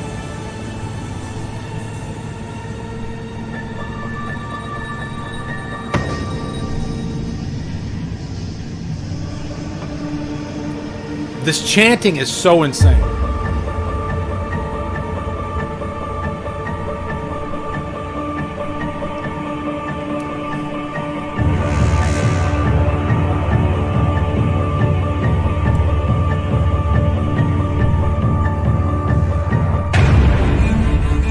Oh God, that's awesome.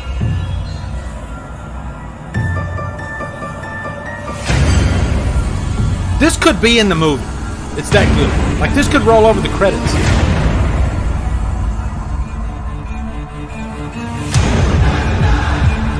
chills. We will not die. I love that.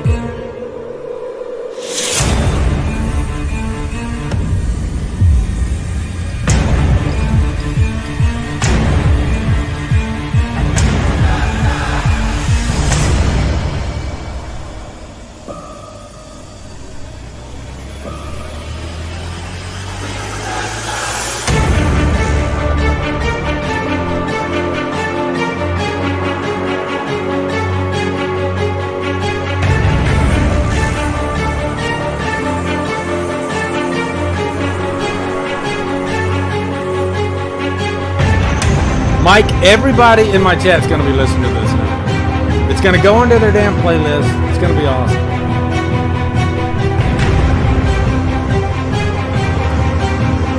Zach, yes, man. Your Scream trailer was amazing.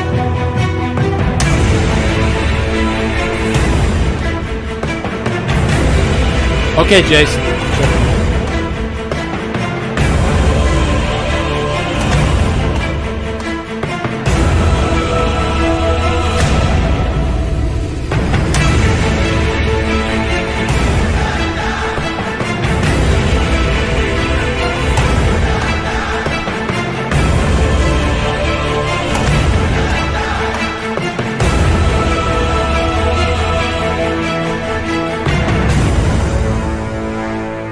Give me a second, guys. Jason just sent this to me, and I want to put this in here so you guys can see it. This is awesome. Hold on. Because of the obvious threat to untold numbers of citizens, and because of the crisis which is even now developing, this radio station will remain... Okay, hold on. That was the Night of the Living Dead. All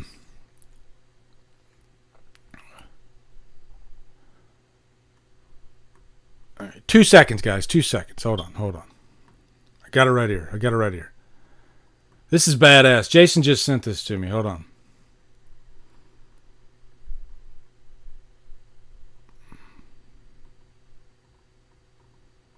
There it is. Okay.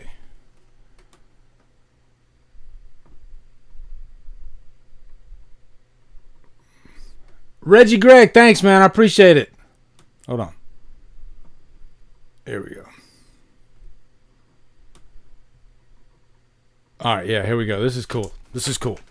All right, Kobe Bryant used to listen to the Halloween theme music on repeat before key games to get into the zone and tap into his killer instinct. It was important that it was Michael Myers because the mask itself was devoid of emotion. See, Kobe gets it. That's why Michael Myers is so damn interesting. It has nothing to do with pressure. It has nothing to do with hype. It has nothing to do with camaraderie. It's a stone cold killer.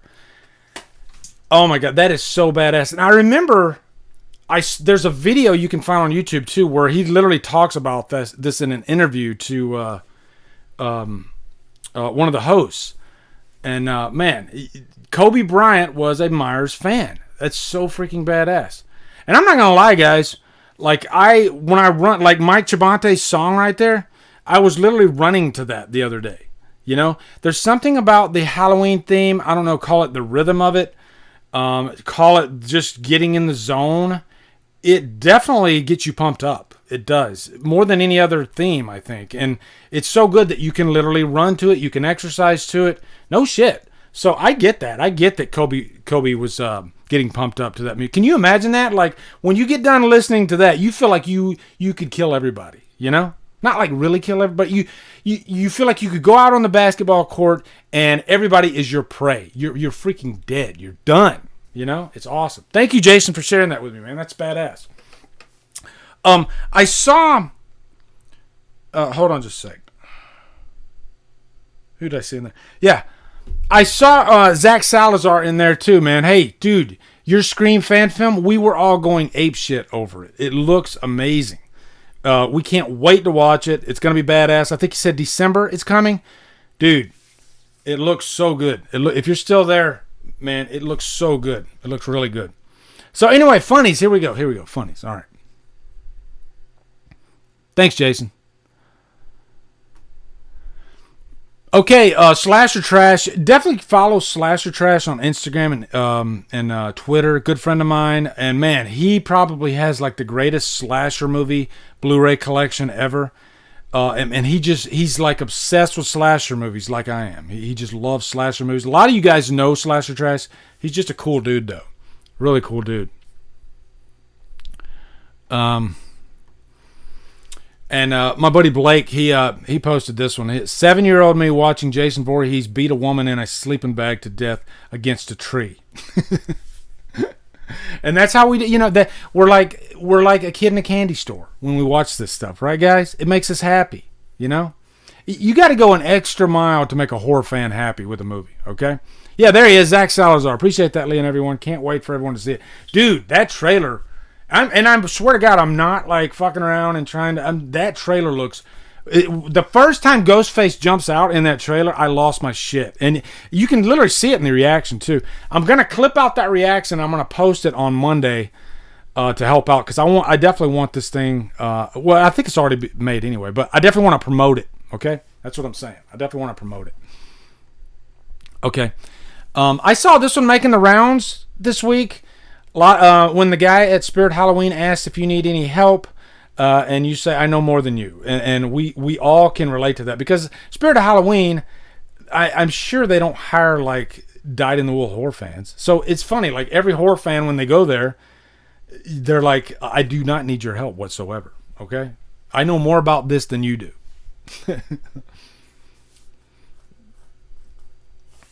Okay. Next one. Now this is informational. A little update on the Rocky IV director's cut. This is a picture that Stallone posted on his Instagram. You guys know I'm following this because I'm such a Stallone nut. But Stallone said, I came across this very rare photo that I've never seen it before. It just reminded me of an old fight poster from 100 years ago. Well, I just saw the new trailer for the new director's cut of Rocky IV. And in my humble estimation, it is amazing. Great work by the trailer editors. This battle with the crew footage is extraordinary. The premiering in Philadelphia, November 11th. So, man, I'm so, like, Rocky IV is one of my favorite movies. It's probably my favorite theater experience ever. I've talked about it quite a few times on my channel, and I'm really looking forward to the director's cut. Just a picture that I saw, like, if it's a picture that I rarely ever see, or if I've never seen, I might post it on here. And this is from Resurrection, Jamie Lee Curtis. And remember, there was like a deleted scene with this kid. And so, this little kid. Oh, Jason, did you send me the one with the Spirit of Halloween? Yeah, I've seen that one quite a few times this week, too. It's really been making the rounds. Okay, next one. Oh, no. How the tables have turned. Or how the turntables, as they would say in the office, okay? Because everybody says, like, pineapple pizza is pretty much, like, sent from the bowels of hell and is the work of the devil. Well, this is even worse. It's pizza on top of the pineapple, all right? All right, next one. This one's called Pillows, all right? Guys with pillows on their bed. Always there are. No more, no less. Girls with pillows on their bed. 200,000 pillows are ready with 1 million more well on the way. Guys, I'm telling you, this is true. I can take a picture of my bedroom and you will see it looks just like a freaking... It looks like pillow gravy all over the top of my bed. That didn't sound good at all. Okay, this next one's called Olympic Karen. Here we go. The next Olympic Games would like to speak to the manager. Paris 2024. And I think that's the official, and it's supposed to look like a flame, but just so happens it looks like a Karen. So I think that's hilarious. Okay. This next one's called MRE. MRE, and if you're in the military, you know exactly what that means. This is the truth. If the military taught me anything, it's that hot sauce, salt, and pepper are the difference between dog food and an edible meal. And that is so damn true. I've had many an MRE in my military career. I'm not proud of it. And there's probably 100 different variations, and only 2 of them are edible as far as like the main dishes go. I like the spaghetti and I like the chicken noodle, okay? But there are some of the most god-awful food that you'll ever eat in an MRE. All right? And the stay away from the veggie burger. The veggie burger is like probably the worst, most disgusting thing you'll ever eat in your life. And the salt, you definitely want to make sure you use the salt and the hot sauce. Put hot sauce, even if you don't like hot sauce, pour it on everything, okay? Pour it on everything. Yeah. All right, next one. This one's called Miguel Myers. Miguel Myers. There you go. This one's from Nicole Hutchinson. Shared this one, and I had to grab it. It's hilarious. Halloween is around the corner, and this dude looks like Miguel Myers. Like he really does. Like he looks like Michael Myers. That's crazy. He's even got the face too, you know? Like he's pissed. Okay. This next one's called Marvel DC. Marvel DC. All right. This is the difference. Finally, the difference is out. You've always wondered what is the difference between Marvel and DC. Now you will know. Marvel, they say lights, camera, action. DC, they say camera, action. There you go. That's the difference. Okay? That's the difference. I think they use too much in the way of lights for Marvel. It seems like every Marvel movie, it seems like they need to kick in the contrast a little bit. The contrast is pulled back and the brightness is raised up a bit too much. You know? I feel like I want to do my own edit like I did of all the AVP Requiem movie. Remember how I fixed that to make it brighter? I want to make the Marvel movies darker. Okay? Should I do that? Maybe I'll do that. I'm just kidding. I'm not going to do that. I'll just adjust it on my TV. Okay? Next one. Mad Max. This is going to blow your mind if you don't know. My buddy Matt, who I was in Afghanistan with, Matt. He was a contractor, civilian contractor over there. He made, if I told you guys how much money Matt made as a civilian contractor over there, it would blow your balls off, okay? And if you're a lady, it will blow your lady balls off. Like, I was like, God, you make that much money? Jesus, okay. But just for consideration, Mad Max was set in 2021. It is socially acceptable, or is it socially acceptable to dress like this straight away, or do we give a few weeks? Because I never realized Mad Max was set in 2021. Like, how insane is that, right? And did you guys already order your uniform? Because I did. I got mine. I'm going to wear it on the next DDLive. Did you order yours yet? It'd be a lot cooler if you did. Okay. All right, next one. All right, here we go. This one's called Kristen Stewart. Kristen Stewart. Okay. Boom! There we go. Top post from 10 years ago today. 5 movies, 1 facial expression. And that's true. Like, if you watch any movie with Kristen Stewart, that is what she looks like. What's up, Marco? How you doing, man? That is the exact face that you're going to get. Like, I've watched Twilight before. She makes that. When she's happy, she looks like that. When she's sad, she looks like that. When she's pissed off, she looks like that. You know? When she's asleep, she looks like that. All right. Next one. This one's called Job Interview. Job Interview. Okay. When you're at a job interview and they pull up your Instagram. Now, be honest, guys. Do you have like anything on your Instagram that you would not want your boss to see? You know, if you want to answer here, consider this like call me Father Lee, okay? And everything is safe and sacred here, even though it's going to go live right after this. But if you want to tell me, if you want to confess and get it off your chest, do you have anything that you would not want your boss to see on your Instagram? Okay? I just love the look of Kermit's face there. That's great. Okay. All right, next one. This one's called Hungry. Okay. This is me after the stream tonight. Like, this is me every night. Like, I feel like I'm going to do good. I'm going to be healthy. I'm not going to eat too much.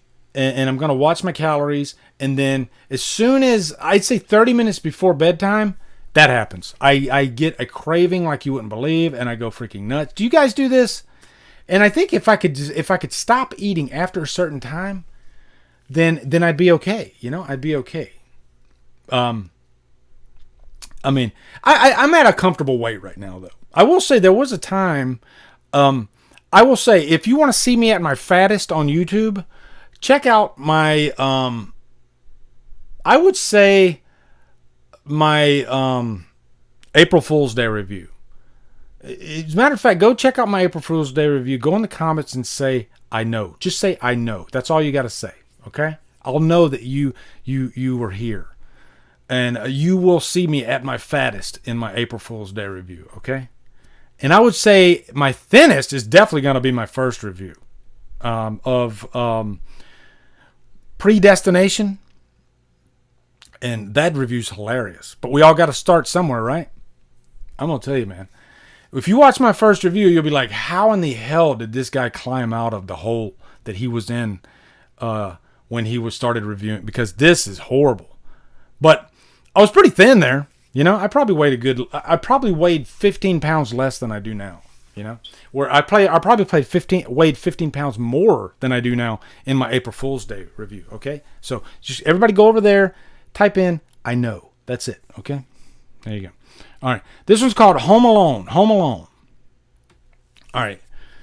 Your Move Hollywood. What if they remade Home Alone, but with an adult Kevin defending his home on Purge night?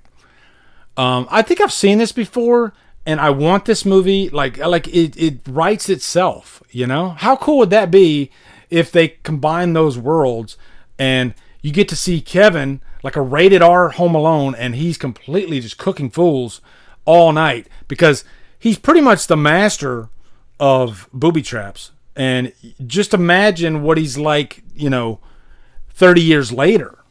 He'd really be the master of booby traps. Some have said like there's a fan theory that he's actually Jigsaw. So thanks, Sons Geek. I appreciate that, man. Yeah. Okay. Next one. Let me go down because I already showed you the Halloween Kills vinyls. Now Halloween Kills Venom. Yeah, this is something that Jamie Lee Curtis posted the day after Purge Alone. I like that name. That's good. Jamie Lee Curtis posted this the day after it was announced that Venom had moved to October 15th, which is the day that Halloween Kills comes out. And she's basically saying, I'm not worried. She says, are you ready? I am.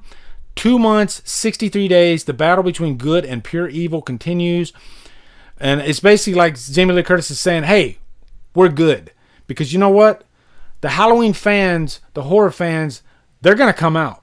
I don't care if you put 10 movies up against Halloween Kills.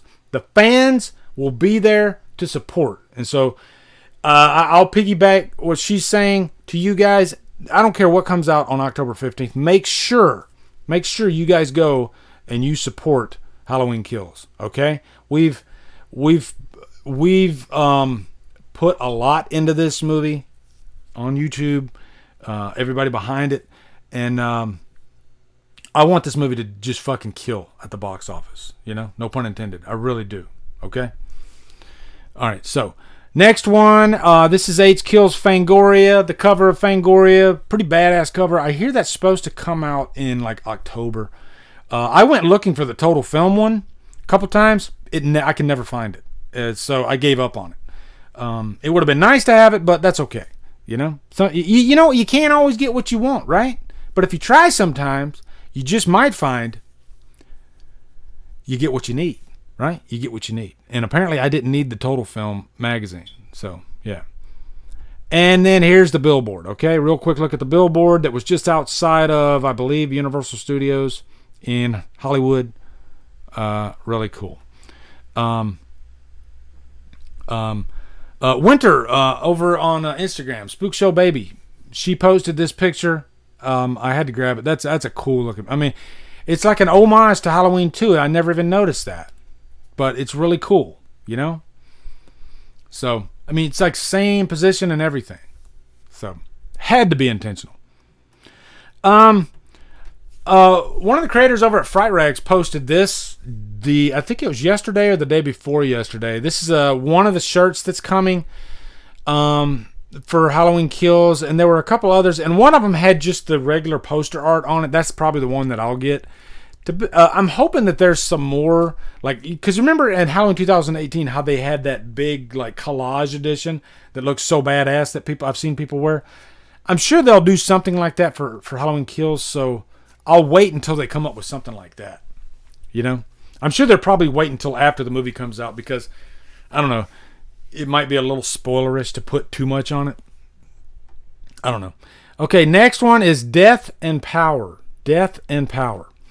When death metal and power metal are booked at the same show. Did you guys watch He-Man? Like, I'm a kid of the 80s, and I used to watch He-Man like crazy when I was a kid. Like, it was my favorite cartoon. I had, like, the action figures. I had, like, you know, Cyclops, Man-E-Faces, Faker, Adam. I had so many freaking He-Man figures. I was such a big He-Man fan. Christian Bale is doing a new, you know, he always like loses weight or he gains weight, and so he's got this new project coming up. He's gonna do the Sandworm in Dune, the Dune remake. He's gonna gain 450,000 pounds to play Sandworm in Dune remake. I'm gonna be there day one to see this. This is gonna be awesome, you know. She-Ra fan. I was more of a She-Ra fan. I liked She-Ra. She-Ra was cool. But I was all about He-Man, right? I was all about He-Man. Yeah. I have the power. Yeah, He-Man. Yeah. But, I mean, you know, Christian Bale, he's going to hurt himself. Like, to gain 450,000 pounds, that's not funny. Okay, let's go to the next one. Okay. This one's called Carb Abs. Carb Abs. You can only imagine, okay? Boom, there it is. Carb Abs. All right. I wonder if that's like a real box of those dinner rolls. Like, I love dinner rolls. Like, are you guys like me when you have like turkey and mashed potatoes? Do you have to have dinner rolls or it's not complete? Because I have to have dinner rolls, and what I do is I open up the dinner roll and I put the turkey in there, and I make little turkey gravy sandwiches, and it's delicious. It's delicious. So, please remind Lee to check any missed super chats. There's a couple, I think. Thanks, George. I will definitely check. Matter of fact, let me go over there right now. Let's see if we got anything. Hold on. Let's see. The last super chat I got, Reggie sent one. Mike Chabante sent one. George Hellman, here we go. Idea for a future Halloween movie. Michael takes Chicago. Yeah, because I guess Chicago, like Illinois, Haddonfield. So Haddonfield's probably... So, yeah, because you see Jason takes Manhattan, Michael takes Chicago. And he wouldn't have to take a boat over there either, you know? So, what would he be on a train? And what if half the movie was on a train? And then he ends up in, like, some little alley in the back of Chicago? That's a good idea, George. I like it. Yeah, I'll say that was it. Okay, cool. All right, next one. Chester says, me and my family eat dinner rolls on Thanksgiving. Yeah, man, I have to have dinner rolls on Thanksgiving. I have to. All right, hold on. I bet, let's see, we got 92 watching. That's pretty good. That's pretty damn good. All right. This one's called Breakfast H3. Breakfast H3. There you go. Yeah, I'm sure some of you guys have seen this one. Dick Warlock, I don't know if he runs that account or if he has somebody that runs his account, because that account's pretty active, you know, and there's always like interesting stuff on there, fun stuff. And so I don't know. I don't know if Dick actually does it but he is a warlock, a Dick warlock. So in a world full of sequels, be a Halloween 3, right? I love that picture. It's so cool. Gotta admit too, had a massive crush on Stacey Nelkin. Still have one. She still looks amazing. Okay, this next one's called Batman. Batman. Could be anything, right? Okay, Batman. So, Batman be like, Superman flies off, Wonder Woman flies off, Green Lantern flies off, Flash, already there, Batman. He's like jamming, he's patting the freaking steering wheel. What song is he listening to, guys? He's listening to Mike Chabante. That's what he's listening to. He's listening to the Halloween Kills orchestral chant. That's what he's listening to. Todd Fair, he says, Lee, if in Halloween Ends the movie shows that Michael and Laurie are brother and sister, after all, how would you feel about that? I would feel like why would they do that? I think I'd be annoyed because that was a big marketing point with Halloween 2018 was that, hey, finally we're going to go back and act like they're not brother and sister. So I don't think that's going to happen anyway. I'd be shocked if that actually happens. But unless there's a major plot point that makes it happen, but you're going to piss a lot of people off if you go back and do that, because they're not going to go and do another movie after Halloween Ends, So what if they make them like third cousins or something like that, Would that change anything? Good question, Todd. All right. All right, this one's called Amity Jaws. Amity Jaws. There we go. Did you guys ever see this? Like in the background of Jaws, there is what looks like the Amity house. And I had just noticed this. Somebody sent this to me. That's pretty damn wild. Okay, next one's called Ambulance. Ambulance. Third cousins. Okay. This isn't political. I just thought it was funny, okay? Have you ever avoided taking an ambulance because you could not afford it? That is an actual tweet that Bernie Sanders posted, okay? Like, I'm not a political type person, so I just thought it was funny. The answer was funny, okay? And then somebody says to him, the ambulance is not your taxi to the hospital. And then somebody says, what in the goddamn fuck is it then, sir? Because he's got a point. Pretty much an ambulance is a taxi to a hospital, right? I mean, that's not political. That's just, it's just I don't know. It's just a common sense type thing. I think it's kind of funny. All right. Next one, 2021 house prices. I don't know if you guys have noticed, but ever since the C word, houses have seemed to go up in price. Have you guys noticed that in your neck of the woods? Do houses seem like they're going up? Well, this is what you can get for $180,000. You can get a nice tent. The nicest tent, though, it's like a top of the line tent, and it comes with an AC, like a built-in AC. So at least you get a nice AC and you get a top of the line tent. But that's what you get for $180,000. It's quite lovely. I wonder how many square feet that is. Maybe 1,500 square feet, something like that. All right, next one. 13 Fanboy, guys, look out for it. That's coming in October too. October is stacked, and I'm so looking forward to 13 Fanboy. I'm thinking we should be getting a full trailer here soon, I would think. But Deborah Voorhees, her production company's buying that. And man, Deborah's such a dear friend, but I know she's poured her heart and her soul and everything into this movie. And I can't wait to see it. It looks good. Okay, next one. Speaking of Dick Warlock, here's a cool picture of Dick Warlock and Tom Morga. And I think that's Dick Warlock over at the set of Friday Part 5. And so he brought his mask and his outfit. How cool is that, right? Two freaking icons right next to each other. Chris Snyder, thanks, man. He says, new Ice Nine Kills album on October 15th as well. Damn. And I think that's supposed to be another one of those like horror movie type albums, right, Chris? Am I right on that? I think so. Horror inspired, because they've done Scream, They did, what was the latest one they did? American Psycho. Yeah. Okay, this one is Twilight. And basically Twilight would be so much cooler without Bella and Edward. Dude, can you imagine if Twilight was just about Charlie Swan finding out that his best friend is a werewolf and the town doctor he's trusted for years is a vampire, and then he helps them stop the vampires that are murdering everyone? That would be so cool.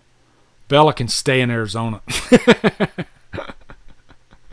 I'm shitting on Twilight, guys. Put a stop to it. I'm sorry, guys. Okay, here, next one. Okay. Support global warming. Human life is overrated. Support global warming. I agree. With the way the world is today, I agree. Okay. Star Wars perspective. Couple more, guys. Couple more. Mark Hamill posted this, and I've heard this before. Star Wars is the story of an orphaned boy who becomes radicalized after a military strike kills his family. He is indoctrinated into an ancient religion, joins a band of rebel insurgents, and carries out a terrorist attack, killing 300,000 people. Is that not true? And just think, too, this is out of Clerks, but just think, like, all those freaking, in Return of the Jedi, all those damn construction workers and whatnot, and they had families, and they were just blown up. Yeah. And even in Empire Strikes Back, you have contract workers, you have carpenters, you have electricians, engineers. They work day to day in the Death Star. They're not part of Darth Vader's plan, but they got fucking blown to smithereens, right? So yeah, there you go. Star Wars perspective. Really cool one for Mr. Sylvester Stallone. This is the last one. Sylvester Stallone punches way to KOing #1 film in 6 straight decades. That is pretty damn cool. So that means he's had a #1 movie in every decade since the 70s. 70s, 80s, 90s, 2000s, 2010s, and now 2021 with the Suicide Squad. That's a tough record to defeat. That's pretty damn cool. So, yeah. All right, guys, that's it. I didn't think I'd be able to. We went over a little bit, but I had such a blast with you guys. This was a lot of fun. I haven't had my muffin yet, Matt. You put anything on that teleprompter, he will read it. Thanks, Erica. But justice of Empire workers who die. Justice for Empire workers who die. Yeah. But yeah, anyway, guys, thank you for joining me. Hopefully we should have the next DDLive a lot quicker than we did the last one. I know it's been like a month, but this was a lot of fun. And I hope you guys take care of each other. Stay safe out there. And be careful. And thank you so much for stopping by. I appreciate it, guys. Okay? Halloween Kills is in less than 2 months. That's crazy. Okay? Chris, thank you so much. Beth, thank you so much. And everybody else in the chat, my wrenches, I really appreciate you guys, taking care of things in there. But, I really didn't see too much crazy stuff going on in there anyway. We're a family, right, guys? We're a big family, big horror family. So we take care of each other. And, yeah. Love you guys. Love you guys so much. So